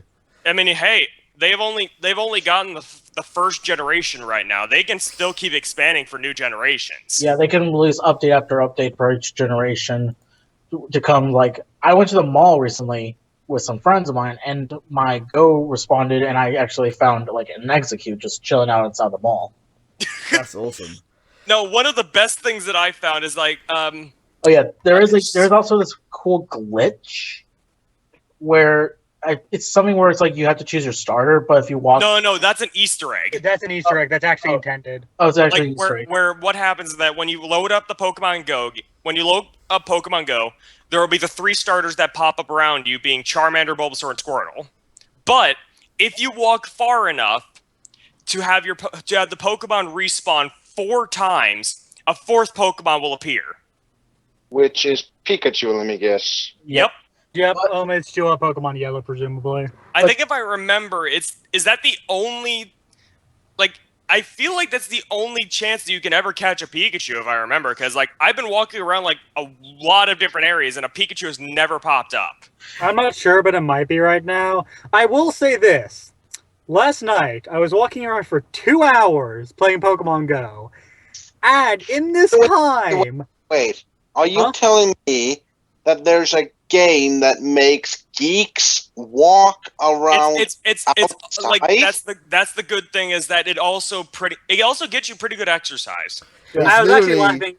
It's really Pokemon Go outside of your house. That's exactly what he wants you to do. Yeah, it's funny because IGN actually released. My God, those robots. But no, IGN actually released an article basically saying that Pokemon Go becomes a pandemic, geeks exercising on accident. And I was like, good job. No. I think that was IGN. I can't remember exactly. You can And I think I can hear IGN stocks falling. Yeah, Well, you hear that? I will say that. Sorry, go ahead. It's but I will say though, something that was actually amazing as part of a troll. I'm pretty sure you guys have heard of the Westboro Baptist Church. Yep. Oh boy, here we go. There's actually a gym that was marked at one of their churches with a Clefairy nicknamed "Love is Love." No, I think that's pretty great. You know what they should have called it? Love the rainbow. I saw one of the best. I don't know why, but Necro, you showed me this picture. It's just like it's the Pope, and he's just like, hello, my child. What are you doing here? It's like it says you're able to catch Arceus here. You can, but you're gonna have to battle me for it. And then it just starts fucking. It's just this fucking traitor battling Pope Francis. But I think the most confusing thing, he had 3 Pokemon, and there are 4 Pokeballs that are floating around him. Yeah. Now, Neko, let me ask you, on your Pokemon Go adventures, have you ever managed to stumble across a dead body? No, but I have heard about this. So, apparently, a lot of things have come out of this Pokemon Go. Yeah, like, with any good thing, there's a giant leech. I'm pretty sure you guys remember the whole Pokken tournament debacle where this parent considered, like, the feathers on a Blaziken were male genitalia. Okay. Really? Yeah, it was that whole dispute. And in this case with Pokemon Go, it's the parents complaining that it's like in order for them to catch Pokemon, they're like going like backstreet town. So it's like that wasn't exactly what I was referring to, but what I was referring Pokemon somehow. What I was referring to was that there was a report on the Guardian's website that a lot of crimes have kind of occurred, or incidents have occurred thanks to Pokemon Go. One of them being that in Wyoming on Friday, the game led a teenager to a dead body in a river. And they were going on their walk, going to catch Pokemon, and this 90-year-old went to a river and saw a corpse. Pokemon on the corpse. As well as that, there have been incidents of people who ended up in hospital after chasing non-existent animals into hazardous spots. But the biggest, and the Australian police have warned people not to break the law and endanger themselves by Pokemoning. But it's just like, no, there's Pokemon in real life. You just can't see them. But thanks to Pokemon Go, I can. But the biggest thing that has happened is that someone has actually found a way, or has been using Pokemon Go to lure people into traps, into real-life traps. And those being armed robberies. Now, Pokemon Go has a geolocation feature where you can set up what's called a Pokestop. And I think that's to attract people to come and play against you, or to have battles, and say, hey, here I am, come over here. And people have been... It's like what it is, there's this item that what it does is it can attract Pokemon to these Pokestops, and it'll work for everyone who has Pokemon Go around that stop. Exactly. And some criminals have been using this to lure some young people there and whip out a gun and take what they got. So yeah. They're literally going, yo boss, we got this new app. It's called Pokemon Go. You know what's gonna do? What? Gonna rob some people. It brings the victims right to them. Yeah, like I said, every beloved franchise. We are robbing people with Pokemon Go. Yeah, every franchise has like a leech on its buddy. I mean, look on the bright side. At least we can challenge Team Rocket to a Pokemon battle now. Oh my god! That would be glorious. At least Team Rocket had a hot chick. Imagine people using Pokemon Go, but they're really cosplaying as Jesse and James, and they're saying, we're gonna steal all your Pokemon, kid. Oh, that's a terrible voice. No, the best one. You gotta be fucking Butch. Oh, yeah. Oh, my word. Wait, wait. Don't you mean Biff? It's Butch! Oh, for the love of God. But no, like, seriously. Okay, listen. I'm gonna say this now, because this has been, like, getting to me. Your kids going into the back street trying to catch Pokemon is not Pokemon Go's fault. It's you letting your kids off unsupervised into the back street of Detroit. Well, I mean, you else are gonna catch the black Pokemon? What were you doing having kids in Detroit? How dare you, sir? No, it's like... No, it's like saying is that it's not the app's fault. It's your fault letting kids go to these dangerous parts of town. Isn't the city like abandoned at this point? Not according to David Cage. Detroit's just weird right now. But yeah, no. But then, like, you hitting people with your car is not Pokemon Go's fault. It's you being on your phone while you're in the fucking car. Like, people. No, Pokemon Go had me hostage. I was just playing along. No, but come on, guys. This is a joke, right? Okay. Bro, it's just a prank, bro. It's just a prank. Yeah, it's just a prank, right? Jesus Christ. But no, okay, seriously though. I understand the armed robbery being kind of a problem because I understand how that actually might end up doing something. But outside of that, realistically, the only problem is stupid people, not Pokemon Go. Yeah. Yeah, really. It's just like the same thing I just said earlier with the Pokken tournament and the stupid parent. People looking for stuff to complain about. And so it doesn't stop a parent from seeing Feathers on a Blaziken as a dick. Yeah. So, Look, I mean, go ahead, fair, Blaziken is kind of a dick. He is kind of a dick, to be honest with you. He's also a great topic on the internet. I'm just gonna leave it at that. I know. I was looking at that topic with fucking Blaziken's feathers looking like a dick, and I'm just laughing my ass off. Just like, are you fucking serious? The best part is that 34. The best part is that this parent said that he or she showed the picture to like multiple parents, and they all agreed. Thought the same thing. Jeez. Well, yeah, I don't know. Here's a picture of feathers that look like dicks. Don't you agree? Yeah. Sure. So, speaking of dicks and leaks, there are some perhaps potential spoilers for Pokemon Sun and Moon that's been leaked from the Chinese version of it. If you're talking about the whole thing of like people keep trying to like people are putting up these potential leaks, and for some reason they keep getting taken down. Yeah, these are the ones I think he's talking about. There is, and there's one, I don't want to go into all of these, because, one, I don't want to spoil the new game for many people, but there is one thing that really caught my eye, as someone that is not a big Pokemon player, but, someone that's always been interested in the series since Red and Blue, and I want to hear you guys' opinion on this, because you're obviously big into Pokemon. There's a rumor going around that Pokemon Sun and Moon may not actually have any gym leaders, and that as opposed to having any gyms, the game seems to evolve, forming a league format where each island, as this is based in Hawaii, each island is protected by an island leader, and that is, you have to play through a league on each island and progress from one island to the other, beating their leagues. What do you guys? That sounds a lot. That sounds a lot like the Battle Frontier. It sounds a lot like that, yeah. Actually, it sounds more like the Orange Islands. Yes, it sounds a lot like that. Very large gym to me. Honestly, like underlings leading to a big boss a few times. Well, how is that not a league is different from a tournament, as opposed to you have to beat. If there's a big badge, you have to beat for each island. That's one thing. But for a league, you can just maybe win based on points.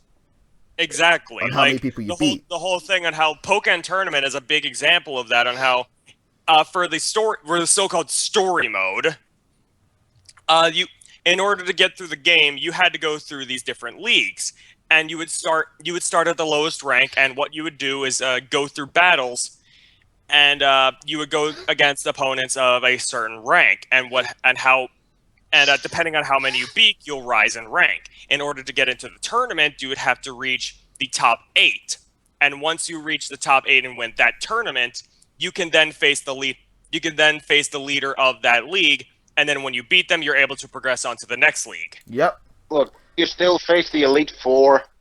No, in that Elite Four, there is. Well, it's technically an Elite Four. It says that it's games ever changed. It's a fighting game, though. That's why I'm saying it's technically Elite Four, because there's 4 leagues. And in Sun and Moon, it says that there is an actual Elite Four that will maybe eventually appear, but it might be in the post game as opposed to being in the main game. You don't have to beat the Elite Four to actually become what's considered the Pokemon champion. Honestly, in my opinion, I doubt that Nintendo will ever this is a main series Pokemon game, and they never really go away from the usual 8 gym format. Yeah, exactly. Really, one of the only times I remember like a console game that ever went away from that system was Coliseum and XD Gale of Darkness. Yep, exactly. Gold and Silver. Yeah, Coliseum was Gold and Silver for 16. Yeah, 16 gyms. Yeah. Gold and Silver and Heart Gold, so they had 16 gyms, which was basically two. It was basically 2 games, two entire adventures. Yeah, exactly. Okay, if I may say this, I don't know why.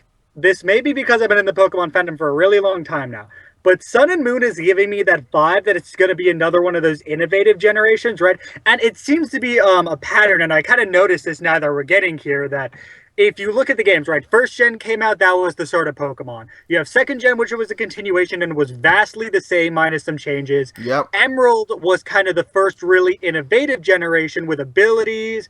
You had a big change up to the flow of the game.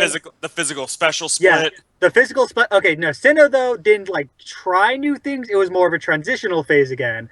Black and White, as we all know, as much hate as it gets, although it's still my personal favorite gen, was probably one of what we considered the most innovative generation. X and Y then kind of started playing off of that, and so I feel like Sun and Moon is going to be another one of those generations that kind of tosses things up a lot. So as much as I don't think they're going to change up the 8 gym format, it's the generation I wouldn't be surprised if they did. Good point. At least bring in some new things. Yeah. The only thing which I really want was I was a little bit disappointed with X and Y, because being someone that's known Pokemon for such a long time, the one area about Pokemon which I really have not been able to get into is the competitive scene. And there's a lot of resources to go out there and do it. But I would love it if, they would say like a hard mode in Pokemon, or a variant of Pokemon where you play it and it actually teaches you how to actually pay attention to the stuff that competitive players pay attention to. Well, that's what Sun and Moon actually does with that new feature. That would be awesome. Yeah, you can actually tell where you are in terms of eye range. Yeah, because this is the thing as well with Pokemon. Say when you're going up against a Pokemon or a trainer, depending on what their Pokemon is, you can say stat lowerages. What moves do you have are not effective, neutral, or super effective, or very super effective, or very not effective. Yeah. Also, even though, like Belk said, Gen 5 is the most hated gen, they were the first generation to have 3 difficulty settings. An easy mode. They actually did have a difficulty setting. Yeah, which even though Black and White 2, they did. Oh my god. I didn't know that. I think it's after you beat the game the first time. After you beat the game, it's like New Game Plus sort of thing. I think it's called a Wonder Key, if I remember, that you unlock it. But it's pretty much along the lines of one version has one mode, the other version has the other mode, and then you use Pokemon Link to link between both versions so that both versions can have the one they're missing. I think it was Black 2 which had the hard mode and White 2 which had the easy mode. And was it actually challenging?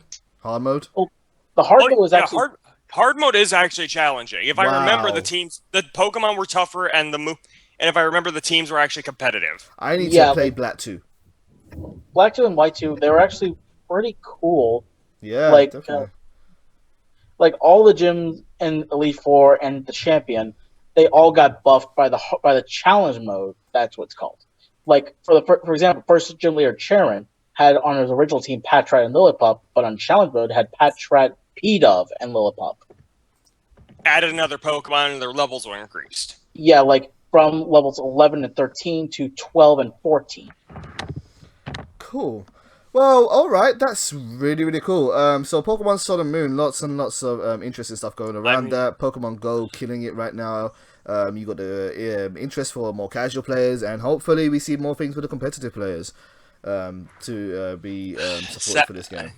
Sadly, still Pokemon Sun and Moon is still 4 months away. Yeah. I mean, hey, at least it's in my birthday month. So moving on now, we are pretty much done with video game news. We finally have the main exhibition. The card updates. The Pro update. Now, unfortunately, gentlemen, normally I like to take a good look at these beforehand and set stuff up, but I have not really had the opportunity to look at these between yesterday and today, so the list is exactly the same. The only thing I've taken off are the Subterra cards, because we already discussed them. And the list is exactly the way it's presented in DEVBRO.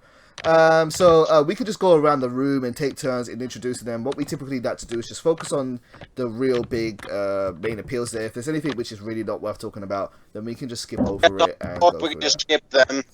Yeah. So does anybody want to go first with this first bunch of Performer Pals? I'll go first. They're all shit. All right. Cool. Yeah. Okay, who wants to go next? Yeah. Super Heavy Samurai card. Copying a feel much. Okay, but to be more specific, I'll cover Hippo. That looks like a sex device. Like the Super Heavy Soul Arbitrator. Hey, Arby, it's your card. God. No. Performer Pool all cover Hippo. Oh, did we die? I can't hear anyone. Okay, give me a second, guys. Technical difficulties.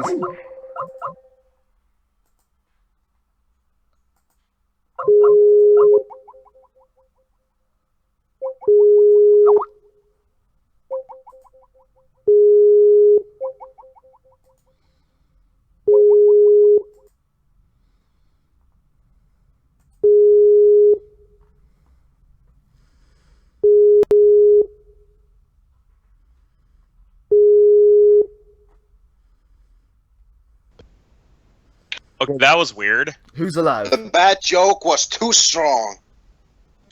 Like the Cole couldn't handle it. Yeah, okay, that was weird. Who's alive? Technical difficulty. Yeah, I'm here. So we got RB. Valk is here.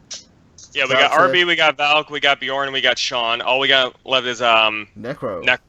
Was Necro hosting the call before? Yeah. So maybe his internet went down for a little bit. But he wasn't he the guy that was talking about thunderstorms? Yeah, my internet might have just gone. Okay, yeah. So we'll see if he comes back on. He'll probably come back later. All right, cool. So anyone want to take a Performer Pool or cover Hippo? I'll do all the Performer Pools actually. Oh, fine. I'll take Hippo. All right.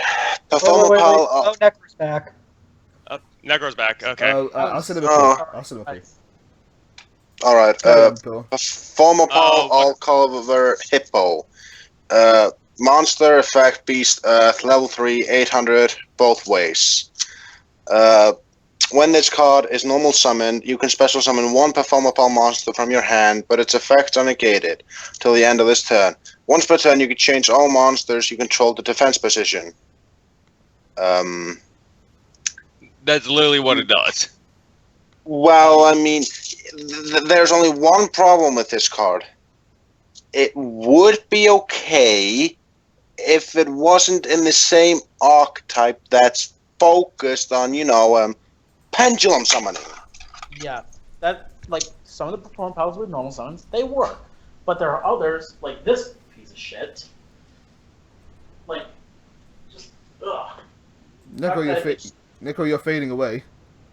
I'm so sorry about that. No problem. Just had to go turn on my light. Yeah. Okay, so sorry. what about Seal Ill and Chain Giraffe? Again, all shit. My main problem with these guys is that they're level 1. Yeah, you can't pendulum them. Yeah, you can't. There is no pendulum scale 0. And even though they're effects you can get off by special summon, how are you going to special summon them? Yeah, you can't. Call of the Haunted. Silly people, that's what all cover hippo is for. But the fact that it's negated, yeah. So Rip, that's even worse. If Seal, Eel, and Chain Giraffe were level 2s, I could see them being like, meh techs. Yeah. But the fact that they're level 1s in a deck that requires pendulum summoning. 1 for 1? Like, okay, now this is the thing. This is the thing I'm saying is that, like, the only reason I'm not the biggest fan of Performapal is just because they have so many cards, and they're just not focused around anything. They're just like really all over the place. Literally, this like is their card, like it's pretty much cards, the archetype. Yeah, like, that's it. Yeah. They have spells, they have monsters, and they have traps. It's literally just an amalgamation of whatever Yuya uses in the anime. Exactly. Yeah. Which, speaking of Yuya, how does it feel to get trounced by Yusei? Yes.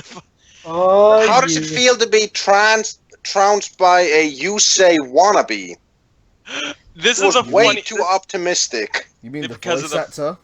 Yeah, the fucking character duel and how, like, Yusei just all of a sudden top decks fucking Pot of Cupidity. Pot of Desires. No, it's Desires. Because, you know, they were tired of the stupidity pun. Rip to be stupidity. totally fair, as much as we'd like to believe it, Yu-Gi-Oh! Organization's translations are kind of just fan translations. They are. Anyway, so why don't we get to the Super Heavy Samurai? You want to take the RB? Top of field. I can take it. So this is Super Heavy Samurai Soul Arborator. The souls, how they work is pretty much, there's the Super Heavy Samurais and then the Super Heavy Samurai Souls, which are kind of like low-level equipped monsters for the deck. Because they're unions without the actual union. Super Heavy Samurai's best playstyle is actually as a monster mash deck.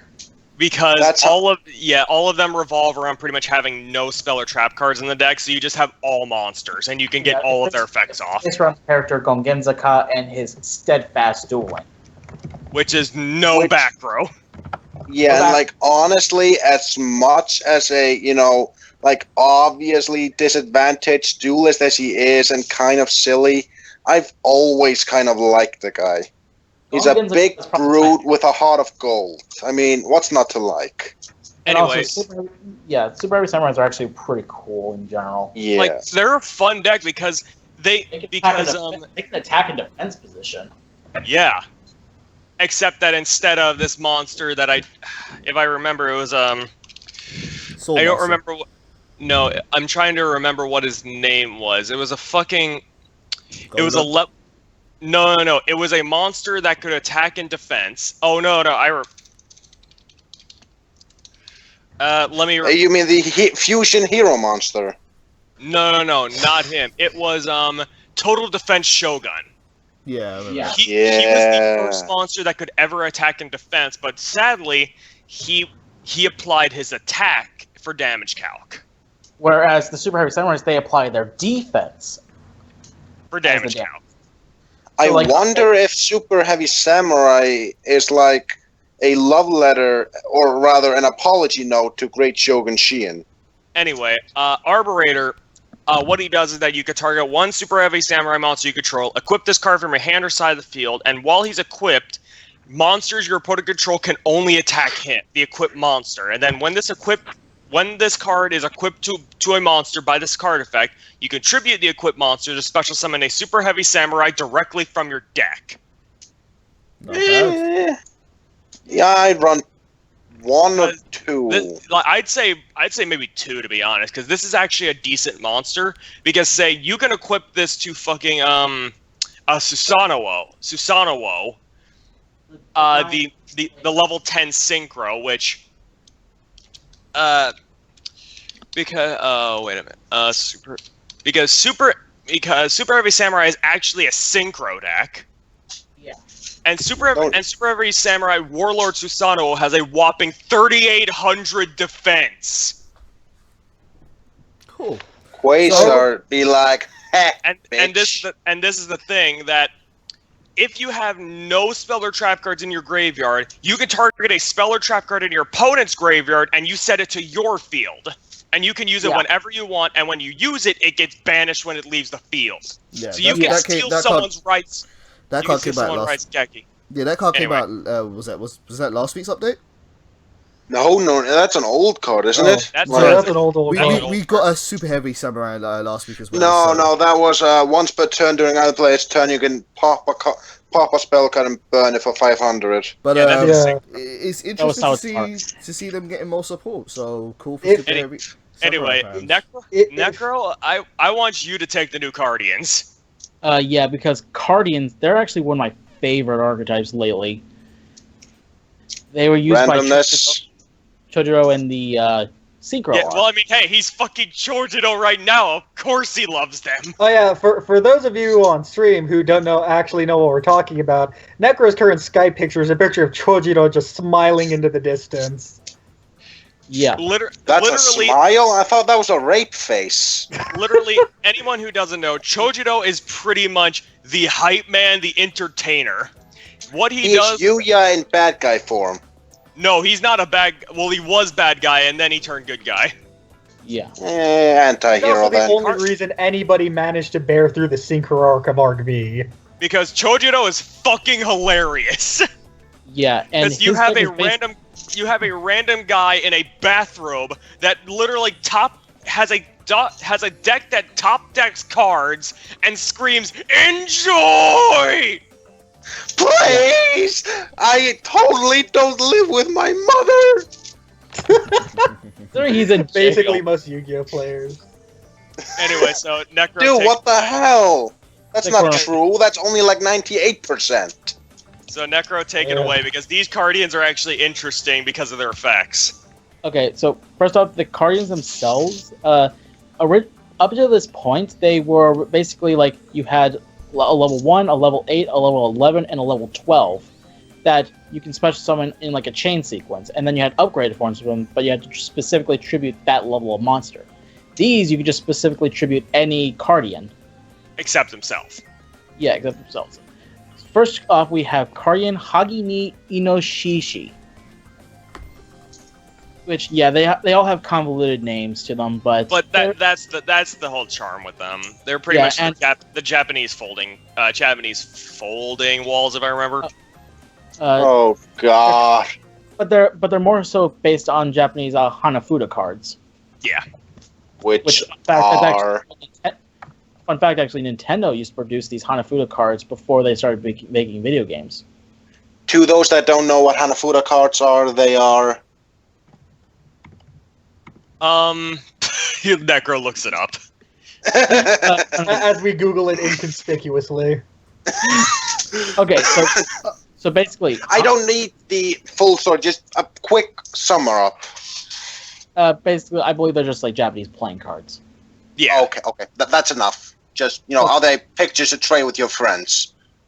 Anyway, so Hagi here pretty much... You special summon him by tributing any Cardian monster on the field except himself. When he is special summoned, you draw one card and reveal it, which is the running theme of the archetype, where you draw cards, and if it's a Cardian monster, then you can get a specific effect to go off. Otherwise, you send it to the graveyard. And people still ask me, why don't you run Exodia with this? Because you mill them to the grave! Yeah. Exactly. In Hagi ni Inoshishi's case, if you draw a Cardian, you get to destroy one monster card on the field. And it doesn't target. That your opponent controls. Wait, what's its name? Hagi ni Inoshishi. Weeaboos. Fucking my god. What I like most about I kid. We're sitting here talking about a children's card game. Fuck you talk about weeaboos. What? Okay, there's one simple thing. Let's try and keep it going. Absolutely, I don't want to join the Yu-Gi-Oh world. We are taking an awfully long time to get through these cards. Sorry. Let's go. Cardian Momiji ni Shika. It basically... Don't need to figure the first effect, just what it does. Yeah. It would special summon, you draw a card, reveal it. If it's a Cardian, you get to pop a spell or trap card your opponent controls. Otherwise, send it to the graveyard. Cool. So Hagi destroys monsters, Momi destroys spells. And the next one is Botany Cho. He is a level 6 tuner for the deck. Since this is the Synchro arc and this is a Synchro-based deck. Mm-hmm. Basically, his effect is, if he is special summoned, you draw a card and reveal it. If it's a Cardian, you get to look at the top 3 cards of your opponent's deck and then place them in any order on the top or bottom of the deck. Nice, interesting tech. Yeah, but the main draw about the tuners in Cardians is how, when you're using them for materials, every material that you're using is treated as level 2. Mm-hmm. Which goes along with their synchros. Ino Shikacho, who is basically a level 6, but requires a tuner and 2 monsters. And as well as Amashikyo, which is a tuner and 3 monsters. Yeah. I'm just thinking about Naruto right now. Anyway, let's speed it up a little bit. Next, we Valk. You haven't done one in a bit. Do you want to do this Draco Ruler? I'm kind of saving myself for Dark Lords and the Fairy Tale Monster because I'm going to be monopolizing those. Fair enough. Okay, I'll do this Draco Ruler because I don't understand it. If this card is in your hand, you can destroy 2 other monsters in your hand and or face up on the field, including a water monster. If you special summon in this card, if you destroy 2 water monsters this way, you can banish up to 2 spell or trap cards your opponent controls or in the graveyard. If this card is destroyed by a card effect, you can special summon 1 non-water worm type monster from your deck in defense position. You can only use each effect of this card once per turn. What I don't understand about it is, I thought they were trying to get rid of Dragon Rulers. These are basically the upgrades. Exactly. No, these are the downgrades. These are terrible Dragon Rulers. I guess you could say they're evolved versions, air quote. No, they devolved. Yes, they became bigger, but it's like, yes, you got a big-ass T-Rex, but it doesn't have any teeth. You know, it's... To be fair, at least they've learned from their mistakes, as you get their main effects by using them specifically in their archetype decks. But could you imagine how, like, bonkers this would be if its stats were reversed in Mermail Atlanteans? Nah, just throw on the fucking 2 monsters on your hand, or including water or worm types, and then it's just like we're back to the same problem. And then you just run it in Yang Zing. Yep. The card is interesting. Literally, the only deck I can see it being run is in maybe like some weird frog variant, but other than that, it's meh. I guess like what I've been thinking is maybe trying to make an extra, and you know what? I'll talk about that in a second. Okay. I'll talk about the next monster. The ritual. We have rare metal foes Bismagia, which is actually the first effect monster for metal foes, since all of them are actually normal pendulums. Sacrilege! Before you continue, can we group all the metal foe cards together? Just because there's a spell card and I think there's a fusion card as well. Yes. Yeah, we can. Let's put them all in the side deck really quickly just to make it easier. Yep, got it. So this is all the new cards. Like, people know what metal foes are, and pretty much they are a normal pendulum deck that revolve. They're also psychic that revolve around popping their own cards in order to gain benefits by setting their spell and trap cards directly from the deck. I'm not going to talk about the pendulum effect since they all have the exact same effect. But anyway, Bismagia is a level 1 psychic pendulum effect with a scale of 8. With a scale of 8, 0 attack and 0 defense. I'll only talk about its monster effect since its pendulum effect is the same as all the rest.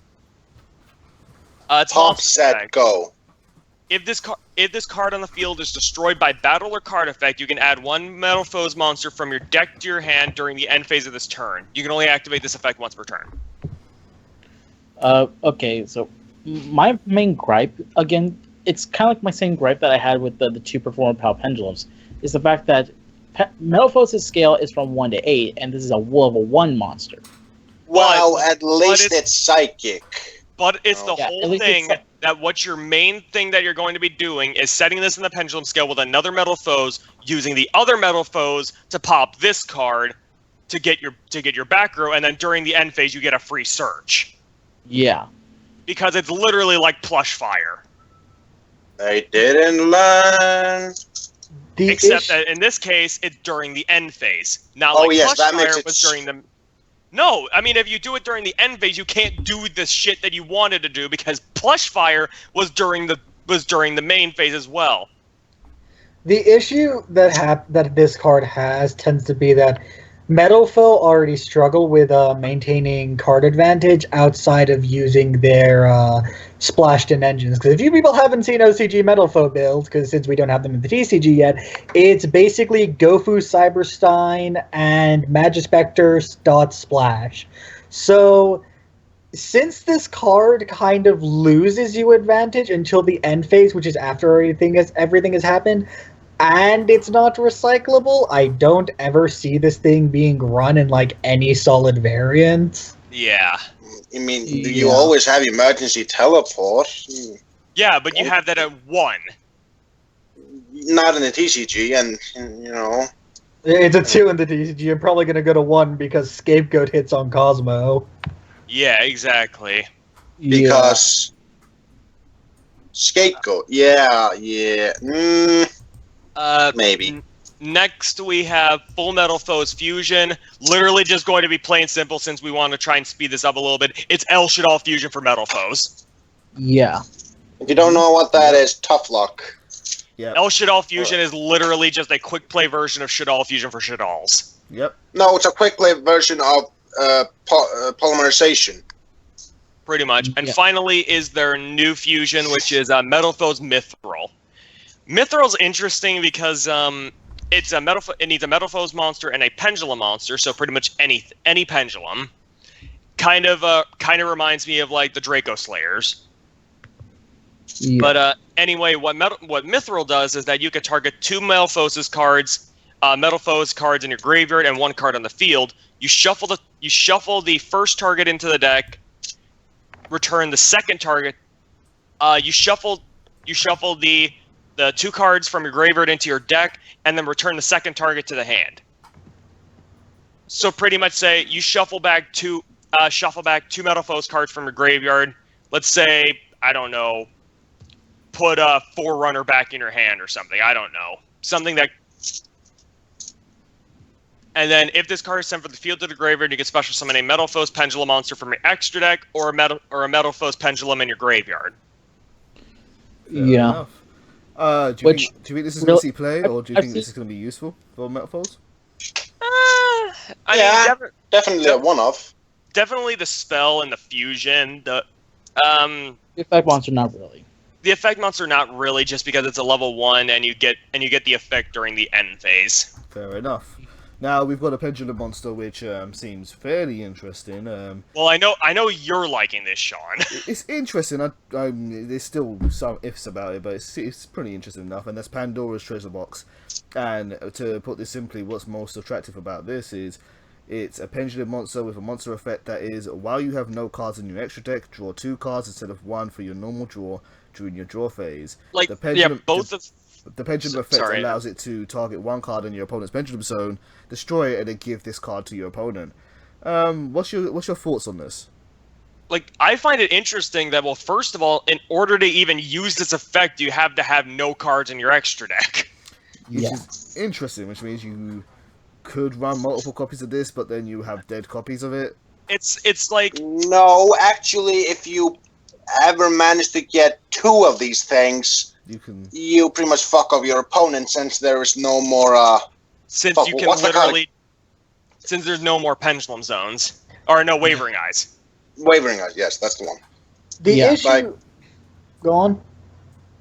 No, go ahead. Okay. I'll say, the issue with the card is that if you're running no cards in your extra deck, you're running a pretty gimmicky Pendulum deck already. And you're running Monarchs. Yeah, Monarchs. Yeah, but at that point, if you're running Monarchs with this, over literally any other side for Pendulums, I kind of have to question what you're doing with your life. Yeah, but here's the thing. You place this in your opponent's Pendulum zone. What Pendulum deck really focuses on 5s? No, yeah, 5s. That's meta. Nothing. Yeah. I mean, sure, you have Kirin and, you know, the occasional Magician that's level 7. Yeah, and the only way that they're going to get rid of this is if they fucking blow it up. Now, yeah, is this worth no running? one wants to twin twister this thing.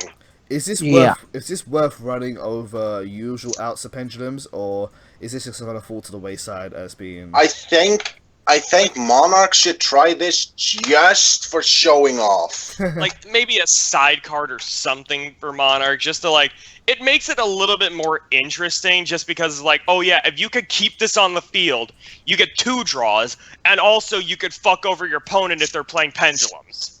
Fair enough. Moving swiftly. Get rid of their key scale that they need. Like, cause say if they're playing Clifforts, well then literally the usual scale that they have is fucking monolith, and scout. Well, now they have to have only scout. And by the way, because of that, they can't really summon anything. Well, actually, no, they can. They're still treated as right. 6 in the hand. Yeah, I forgot about that.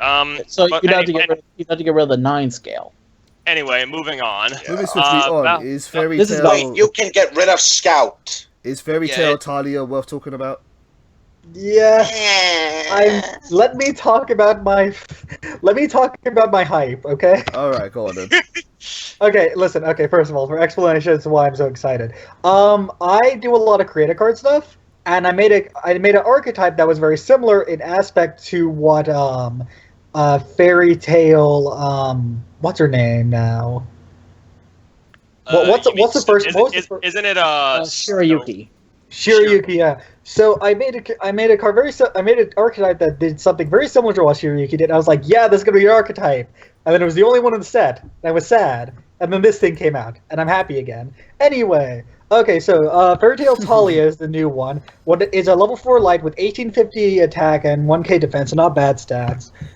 Flip effect, you special summon 1 monster from your hand. So literally anything that isn't a semi-nami or a nami you can just drop.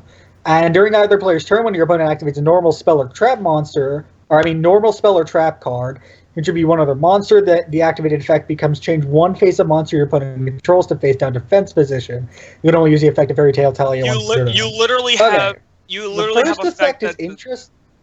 I'm sorry, I was just gonna say you literally have an effect that's similar to Artifact Dualahan and how it's changing the effect. Yeah, or that Dark World card.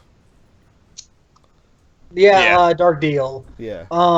The issue with it is still that it's a flip effect, and those will always have the problem of being way too slow. Although I will say that this flip Tell effect that to Shadows.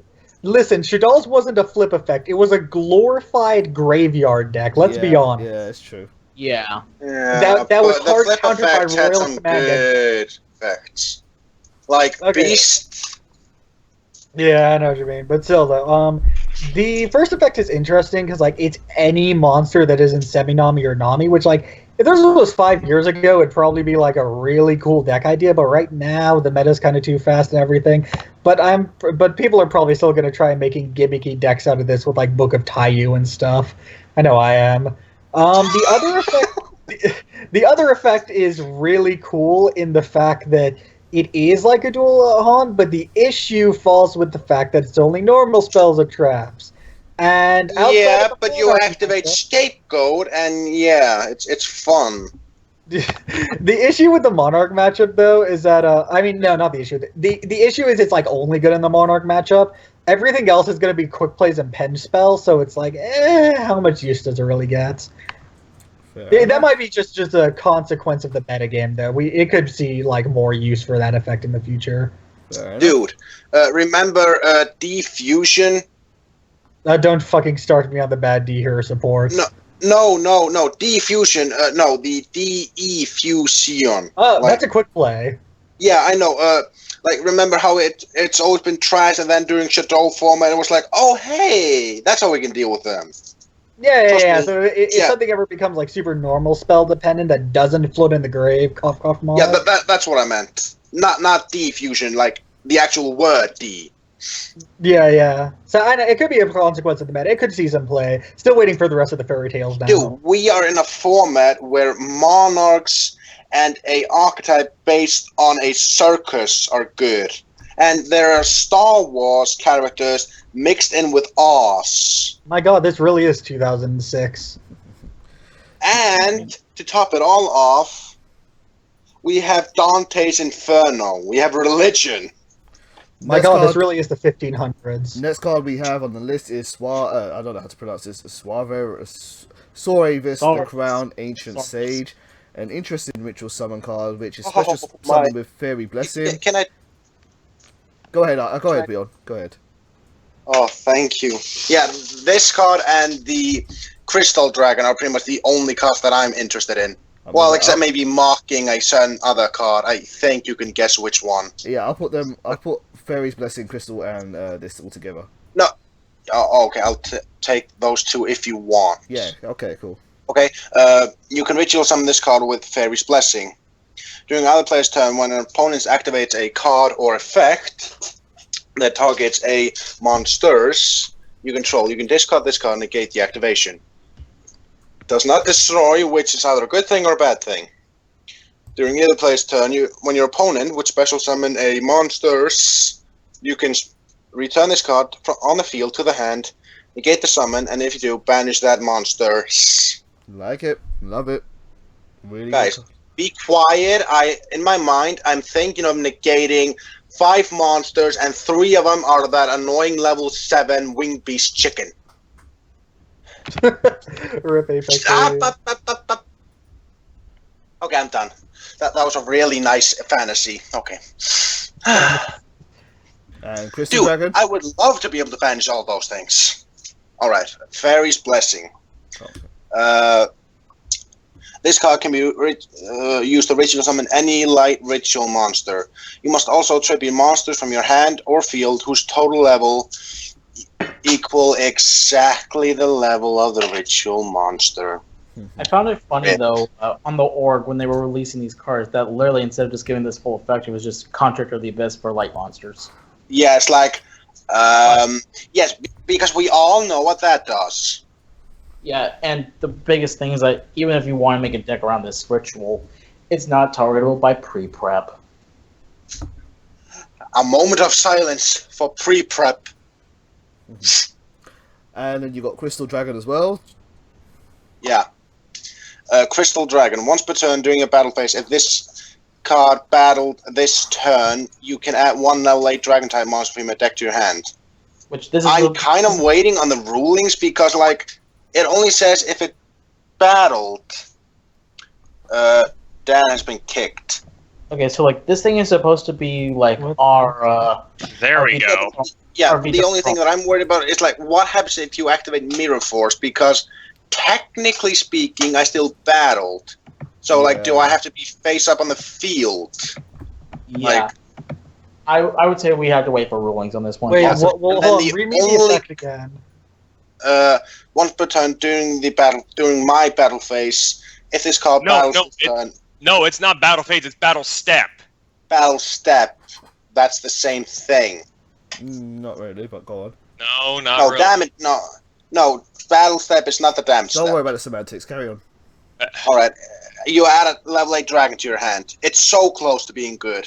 You just need 1 more level. Why is it a level 6? Why? Yeah. Good question. So if it was level 7, then you could definitely make like a Felgrandish deck around it. No, that is why. This would be a perfect one-off.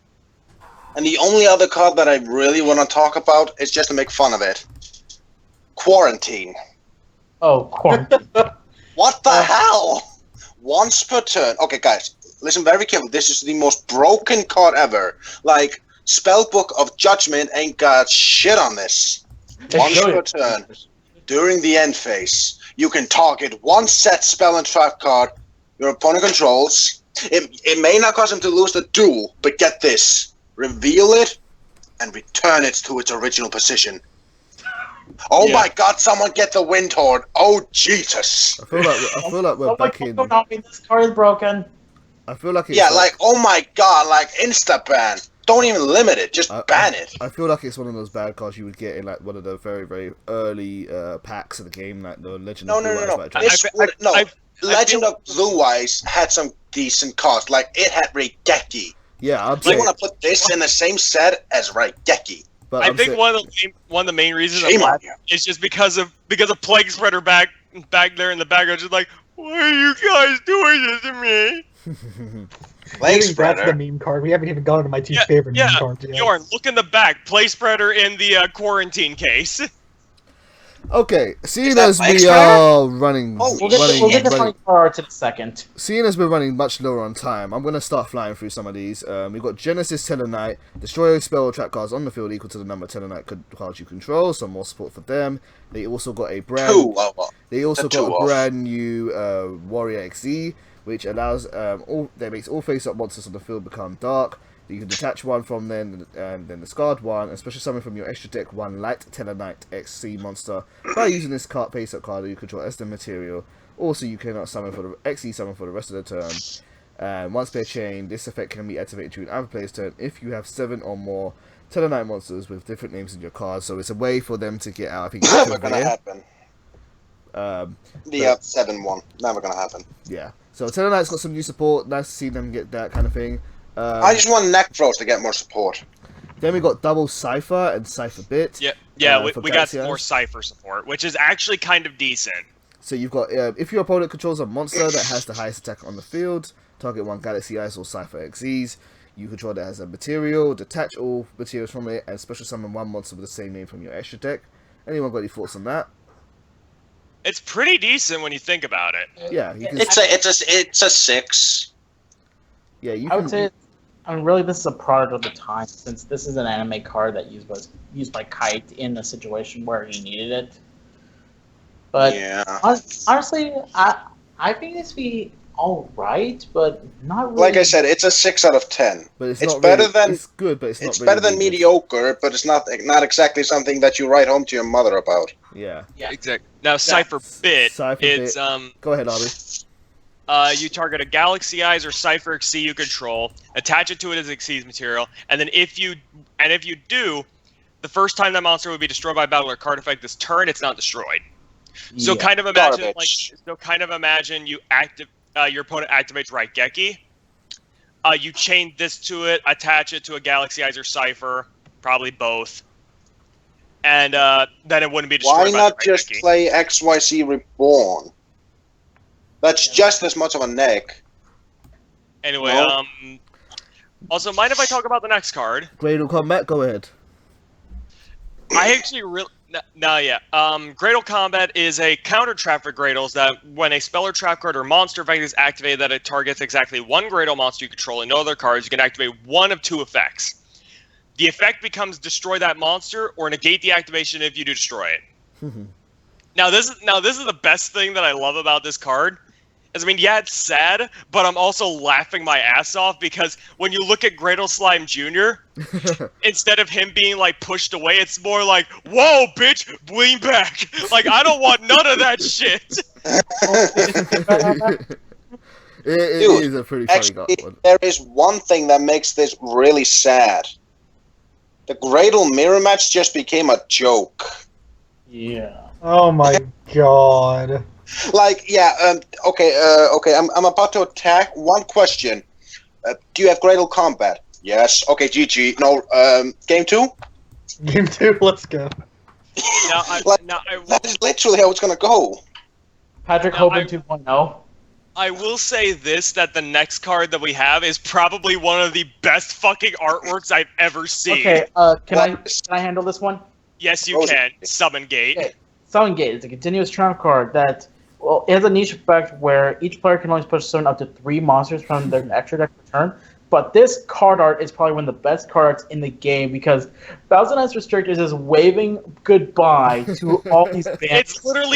It's literally a card art description of the fucking ban list. AKA the Yu-Gi-Oh! Band Camp. No, that is literally the ban. No, that is the ban list of all 5 that banned. Then why is Plushfire there? Now for those, it's on the OCG ban list. Now for those that Plushfire's there, Shockmaster's there, Norden is there. Thank you. Is that Goyo? I was just gonna say that for those who may not be able to see it because the card art's kind of small. If you could just say who the cards were, but yeah, thank you for doing that. Yeah, so the card art for Summon Gate is pretty damn awesome. As a card itself, it's not that great. It's not that great. If that was going to be good, I think Summon like Limit would be better. It's a side card to be honest. Even then, Although, to be fair, I already hate this card. You know why? I like synchro spam. I feel this. Anyway, yeah, you like playing synchros? Yeah, fuck you. As if they needed more hurting. Present card. Please, Konami. Present card is super gimmicky. I mean, yeah, your opponent just discards their hand. You give them 5 cards. You can only do this once per turn. Niche at best. Whatever. Okay, so keep this straight. The only way for this to be good if your opponent has like 10 cards in their hand. Yeah. Okay, the only way for that to happen is if you took the Maxi challenge. Oh my god, this card negates the Maxi challenge. Better question: if you're taking the Maxi challenge, why not just run Heavy Slump? Yeah. Yeah, but you can't play a card with a picture of Curry Bomb on it. Touche. Curry Bomb, man. Now here's the thing, Sean. Would you mind if I actually went over these other cards, because these archetype I'm actually really liking. Yep, absolutely. But I'm giving you guys about a 10-minute warning. Oh, okay, fine. And we've got to do Dark Lords. Yeah, we'll have Valk do Dark Lords, and we can wrap it up. Like Aromatherapy Rosemary, not really that much to talk about. Yeah, it's been news for a while. We just got confirmed effect. Exactly. So in this case, we have the Abyss Actors. The Abyss Actors is actually an anime deck that we have from a character by the name of Sawatori, which for some reason, why did he not stick with Yosenju? Yeah, Sawatori... Konami is the worst. Dark Lords, get going. Anyway, so what we got, Abyss Actors is a deck that's revolving around level 1s and level 8 pendulums that revolve around pretty much spamming the board with their monsters, as well as pretty much being able to pretty much just spam high-level monsters and able to lower and increase your attack, pretty much. Or we have Evil Heal, where once per turn you contribute an Abyss Actor monster you control, then target another face-up monster your opponent controls, and then that monster loses attack equal to the tribute monster's original attack until the end of his turn. And then his monster effect is that when he's normal or special summon, you can target a face-up monster your opponent controls. It loses 1,000 attack for each Abyss Actor you currently control. And then when it destroys an opponent's monster by battle, you can target an Abyss script card in your graveyard and set it. Not bad. It's actually quite Am I the only one that thought this was like the male version of Aqua Actress? Now, the reason what are Abyss Scripts is the Abyss Scripts are pretty much what the main deck revolves around. We only have one right now, which is known as Opening Ceremony. But the Abyss, pretty much it revolves around the main monster called Abyss Actor Superstar, which is able to pretty much put the cards onto the field. Yeah. Which Funky Comedian is able to tribute Abyss Actors and target another Abyss Actor you have to make it gain its original attack until the end of his turn, and then when he's special summoned, or normal summoned, you can make this card gain 300 attack for each Abyss Actor you currently control, then you can target one other Abyss Actor you control, and it gains attack equal to this card's current attack until the end of the turn. Okay, guys, I think we really need to go into Dark Lords if we want to talk about them. Dark Lords. Anyway, so that's about it. Valk, you end it. Okay, let's see if I can get through this fast enough to discuss all the Dark Lords. Hang on. No. You take your time, Valk, because that's the reason why you're here this week. Just so you guys know at home that Valk is a very big fan of Dark Lords, and so this is your spotlight for this week, dude. 3 new cards, go for it.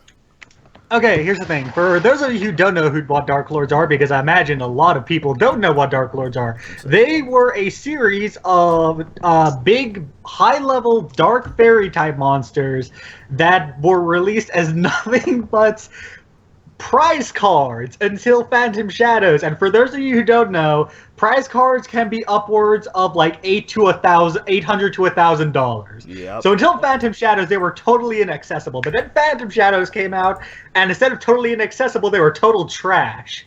So, the 5 original Dark Lords were and I'll go through them from ascending level. Dark Lord NA World, which is a level 5 Dark Fairy, 2300 attack, 2000 defense. When it's special summoned from the graveyard, it gains the effect to do piercing damage.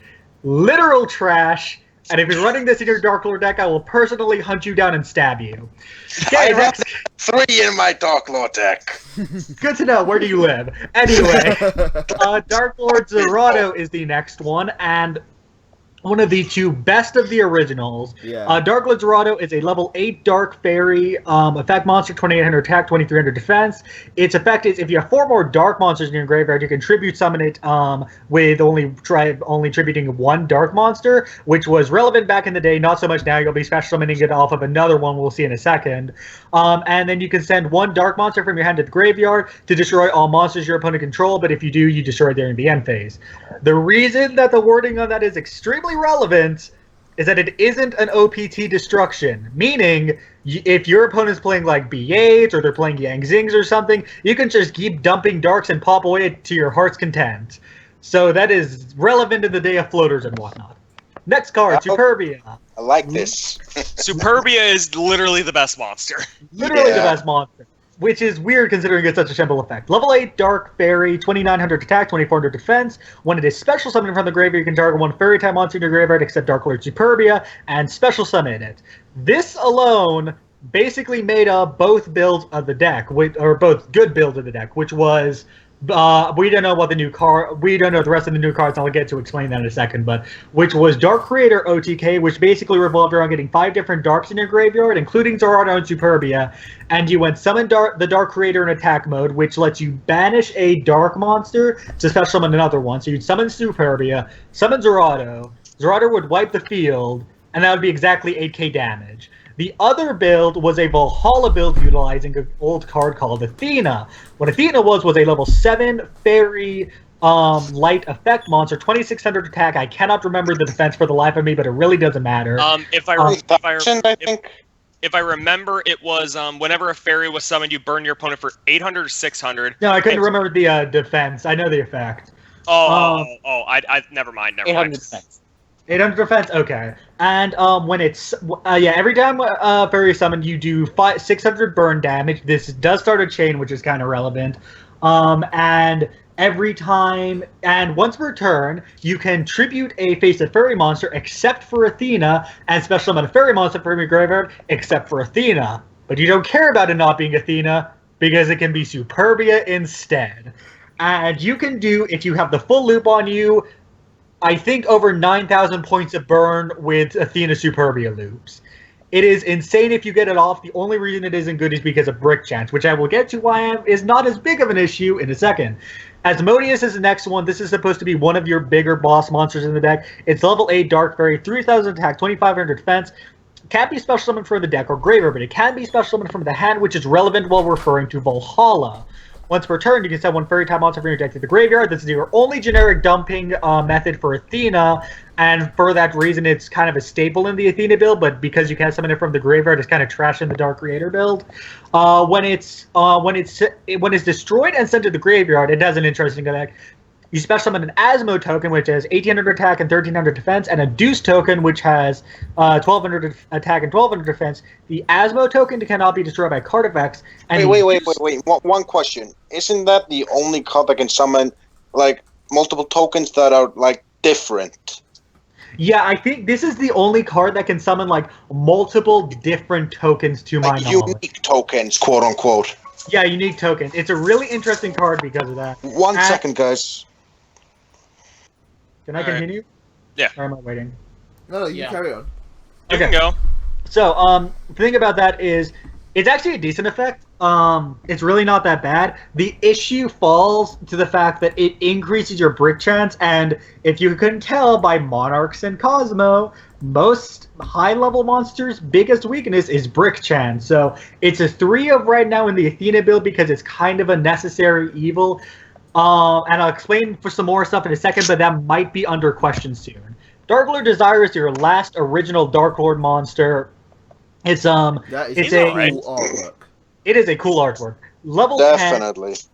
Level 10 Dark Fairy, 3,000 attack, 2,800 defense. Cannot be special summoned at all. You can tribute summon this card by tributing 1 fairy type monster, and once per turn you can target 1 monster your opponent controls. This card loses exactly 1,000 attacks. So if it's at like 900 somehow, you can't activate this effect. And if it does, send that card to the graveyard. So it's a targeted send to the graveyard. It's not the worst. The targeting kind of messes with it a bit. It's also not a viable option in actual Dark Lord builds. Desire kind of inspired his own build for a while that quickly died down, but it's still kind of fun, called Dark Lord Desire Control, which is basically you run a bunch of ways to get up fairies. Usually you run like Shining Angels and Nova Summoners for floating, and then you drop him as a 3k beater that can start clearing away your opponent's board. Generally, you also synergize it with Tsukiyomi and Book of Moon, because if you flip it face down and flip it back face up, its attack is reset because of its face down position being like unknown game state and stuff. You don't run it in actual Dark Lords, but if you want to make Dark Lord Desire Control, go ahead. It's not good, but it's fun. Also, I really kind of feel like it sucks that they didn't keep the OCG name. Because it is the Fallen One. Like that is a better Dark name, Lord. but it's fun. Because it is so easy to insult Dark Lord players. You know, Dark Lord? Yeah, basically. Rip. Yeah, don't even talk about that. My fucking Ghost Trick Exceed rank 4 was called Ghost Trick Dork Lord. At least your Ghost Tricks are playable. Anyway. Well, fuck you. Now we got onto the new cards. Guys, don't make me separate you two. Nah, I'm just kidding. Okay, now we get on to the new cards. Dark Lords finally received support after, I think, 5 or 6 years since their initial release in a pack. Okay, the first card we're going to get to, the first, and I'm going to actually go to this one through descending order because of how they're revealed on the org. Dark Lord Lucifer. First of all, let me say this. This is my favorite artwork in the game now. Oh my god, that is such a badass looking picture. Lucifer is beautiful. Please, Konami, please, don't change the name. It is such an amazing name. Like if they're gonna censor it. Konami's Lucifer. gonna censor it to like Dark Lord Lucy. Like if they made like a play arts figure of this, I could see this selling so. Yeah, but like Dark Lord Lucifer. Dark Lord Come Lucifer. on. Anyway. Okay, cannot be special summoned at all, like Desire, but it actually has a good effect on like Desire. If this card is tribute summoned, you can special summon Dark Lord and or Fallen Ones. If you're unsure of why Fallen Ones are included, that includes Marry the Fallen One and Nurse Reficule the Fallen One. It's because they're kanji in the Dark Lords is also the same thing as the kanji for the Dark. It's for the Fallen Ones, yes. So that they are technically part of the same archetype. Hold on, kind of like sorry. I'm so sorry to interrupt you, but shout outs to A-Killer AK. He asked, is Necro going to be permanent on the show? And I said, I have no idea. And his response was, I said, do you want him to be? And he says, yeah, he balances it out between RB's enthusiasm and Bjorn's cancerous deck ideas. He keeps it balanced. Well, fuck. Hey, I'll have you know. Dude, cancer, really? Are you trying to insult me? I am way worse than cancer. Take that back. So, Necro, the community want you to come back. So, alright, Val, carry on, man. And Valk as well. Come on, we need more Dork Lords. More Dark Lords, got it. Okay, let's actually try to get through this. Okay, so, Lucifer, Fallen One. Okay, so you can special summon Dark Lord or Fallen One monsters up to the number of monsters, effect monsters your opponent controls, meaning generally you'll get like at least 1 or 2 summons out of this. Best case scenario, you're probably getting 4, but if you're getting 4, then it's one hell of a game you're facing. Yeah. Okay, so no, that's your average pendulum match. Basically. You can once per turn, you can send cards from the top of your deck to the graveyard equal to the number of Dark Lord or Fallen One monster in the field, and if you do, gain 500 LP for each Dark Lord or Fallen monster sent to the graveyard. So basically, it has a decent mill effect. It has an insane recruiting effect. Biggest issue right now is actually getting on the field. Yeah. This might change because, as you're about to see, there is basically guaranteed confirmation that we will also be getting spells and traps. So. And those will likely be announced in the next V-Jump, because that's going to be coming out this weekend at latest Monday. And the thing about the V-Jump is, considering they just leaked Dark Lords, part of the V-Jump is probably going to basically be why you should get an erection over Dark Lords. So, yes, because now you have Satan. Yeah, so now you have Lord and Savior. Lord and Savior Satan. Remember, Lucifer. Oh yeah, Lucifer.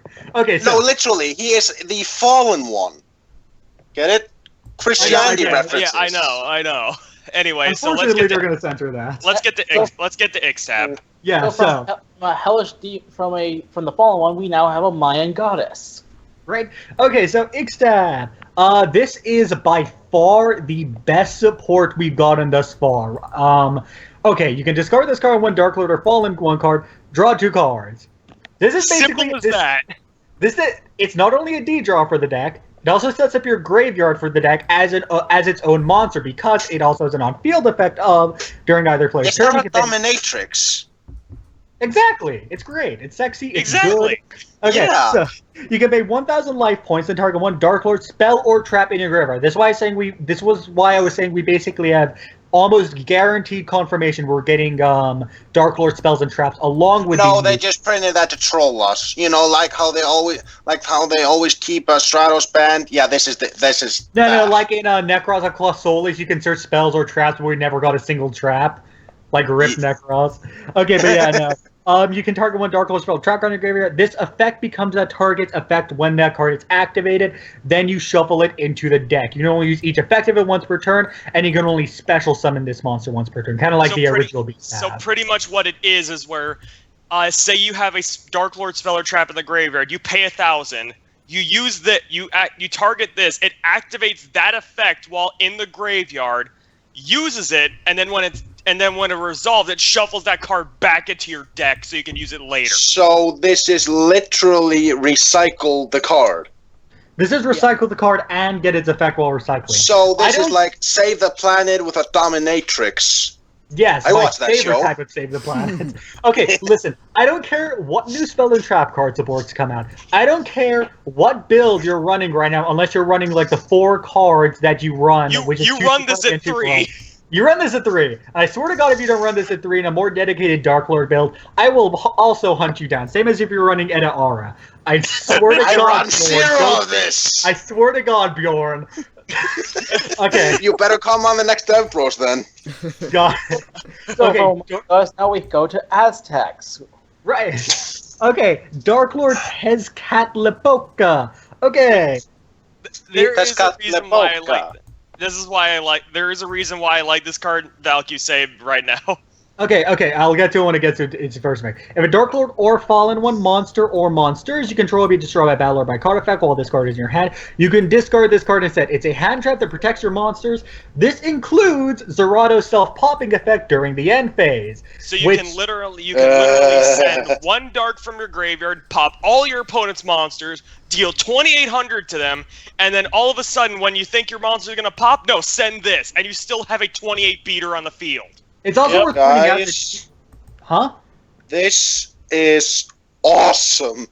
Right? And they're actually doing the support right. Right? Okay. We don't even have the spells and trap yet, and we'll be getting those this weekend. You have no idea how excited I am for that. They have to be really bad in order for this archetype to fail. I mean, even things like because I mean, think about it. Even if it's like, let's say, an MST. Well, okay, it's MST popped. Then I don't know. What's the chick? X-Tab pop again. Like even that's still 2 pops. Yeah, exactly. You use this, then you summon out X-Tab. X-Tab, you pay a K in order to pop another card. Oh, also, this card also has the exact same on-field effect as X-Tab. Yep, both of them have the exact same effect. Okay, and here's the thing right now.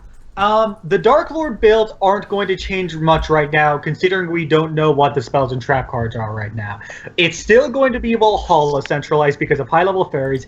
It's still going to be Superbia grabs more shit from graveyard. It's still going to be try to go for your OTKs as fast as possible. Will it be running the Dark Creator? Dark Creator build, you will not be running the new support because Dark Creator is generally more just send shit to the graveyard. It's more like the only real cards you use for Dark Creator build is Zerato and Superbia. For the OTK. But in the Athena build, and in, I guess what would start to be considered a more dedicated build, you'll be running the new support. And here's the thing. New support is really good, but because X-Tab and Tezcatlipoca, half of their usage is dependent on the field spells. Even if the field spells have you mean the spells and traps. Spells and traps, yeah. The spells and traps, as much as I hate to say this, they still have to be pretty good to make Dark Lords relevant in any way, shape, or form. Not really, because you're still gonna get spells and traps that you're gonna be able to use twice per turn. Like, I don't know about you, but Upstart that I could reuse, hell yeah. I mean, even then, though, they do have to, there are a few things they kind of need in the deck that realistically they don't have right now, and I will give you my two biggest expectations for this deck. They absolutely have to get a Reborn for their deck. They have to get a custom archetype Reborn. Yeah. That is like the most imperative spell or trap they can get. And if they get that... I think if they get that, they will be making it a trap card for balancing issues. Like if they're gonna do a Reborn, make it a trap. Because like if they just have it as a spell, that would be way too easy. Like, there's a reason why, like, Soul Charge had so many restrictions. Well, to be fair, even with those restrictions, I'm not even like, if it was an unrestricted archetypal Reborn, I'm not sure the deck would do much, because the deck's problems don't change. Even with Tezcatlipoca, they still lose really hard with Disruption. Even with Ixtab, they still have a really high brick chance. And that's what I'm going to say. The three biggest expectations I have for the spells and traps are some form of Reborn, it's some form of mill to get Superbia to grade, maybe Athena 2 if it's still seen in the new versions, and some way to unclog your hand more, because even with Ixtab... you have two Allure, you have the Fairy trade-in, you have trade-in... I will say this, I think I would be really happy if the support was able to use for both Darks and Dark Lords. Like just like standard dark monsters. Here's the thing about these supposed to drop. Really, you want to give Burning Abyss more things? You know what? No. Never mind. I take that part back. Fairies. Burning Abyss, baby. Yeah. Okay, fairies then. Go into a corner, Dan. That was very naughty, and not in a sexual way. I already took it away. I said fairies now. That's more reasonable. Okay. Here's the thing about Allure. You don't want to banish it. Here's the thing about Cards from the Heavens. You don't want to banish it. The thing about Trade-In is that only Superbia and Zerator are going to be level 8. Asmodeus, I can't say for certain. Again, we don't have the spells and traps, but I have very low hope of Asmodeus being staple or even run at all in the new build, since his main synergy was Valhalla, and suggesting the new spells and traps support the deck well enough, I'm not sure Valhalla is going to be used anymore. I mean, if we do have Mill, we at least have Lucifer. Yeah, so it's kind of up in the air right now. A lot of questions still remain about the deck, like, are the spells and traps going to be able to carry the deck hard enough, considering that seems what the deck is going to be based around? Are they going to still have that really high clog chance? How much of the deck's techs and additional engines are still going to be run? I mean, I will say at least the clog chance is a little bit lower just because of Ixtab. Yeah. Oh, side note. Fun fact with Lucifer. Since it can grab pretty much any Fallen One or Dark Lord, it gives you really easy extra deck access, because you can actually run Edit RA, not Edit RA, fuck Edit RA. If you're running a level 5 with this thing for rank 5 access, use Marry the Fallen One. That's actually better, which is really sad to say. You can use Nurse Refuel for rank 4 access if you really want to, but the bigger things are mainly your level 8, because you can because otherwise you're special summoning an Ixtab and a Tezcatlipoca, which actually, if the spells and traps are good enough, that's probably insane on its own. But if not, you're summoning... I mean, you're just able to Superbia them out. Yeah, if not, you're special summoning Superbia and Zerator from your deck or hand, which is still pretty good because that is also a 1-card OTK. Exactly. Like Lucifer in general can be a 1-card OTK probably. Yeah, again, though, it's still a tribute summon only high-level fairy, so unless you're... Well, I mean, we always have Stormforth and Soul Exchange. I was about to say, unless you're... Well, Soul Exchange stops the OTK potential because of Battle Phase skip. Yeah. But, so unless you're main decking Stormforth, which might be a thing considering how high the levels are, I actually wouldn't be surprised since they seem to be straying away from the extra deck. I'm going to say that Lucifer might see play at more than 1, but right now, until we see the new spells and traps, keep Lucifer to 1. Is there any word on when the spells and trap cards may be revealed? Like I said, V-Jump is coming out this Sunday or Monday, I think. You did say that, yeah. And yeah, like I said, it's basically going to be Konami going like, hey, this is probably some new Ancient Gear stuff. Rest of the sub-pairs are probably going to be revealed. Probably some stuff on Arc. Wait, new Ancient Gear stuff?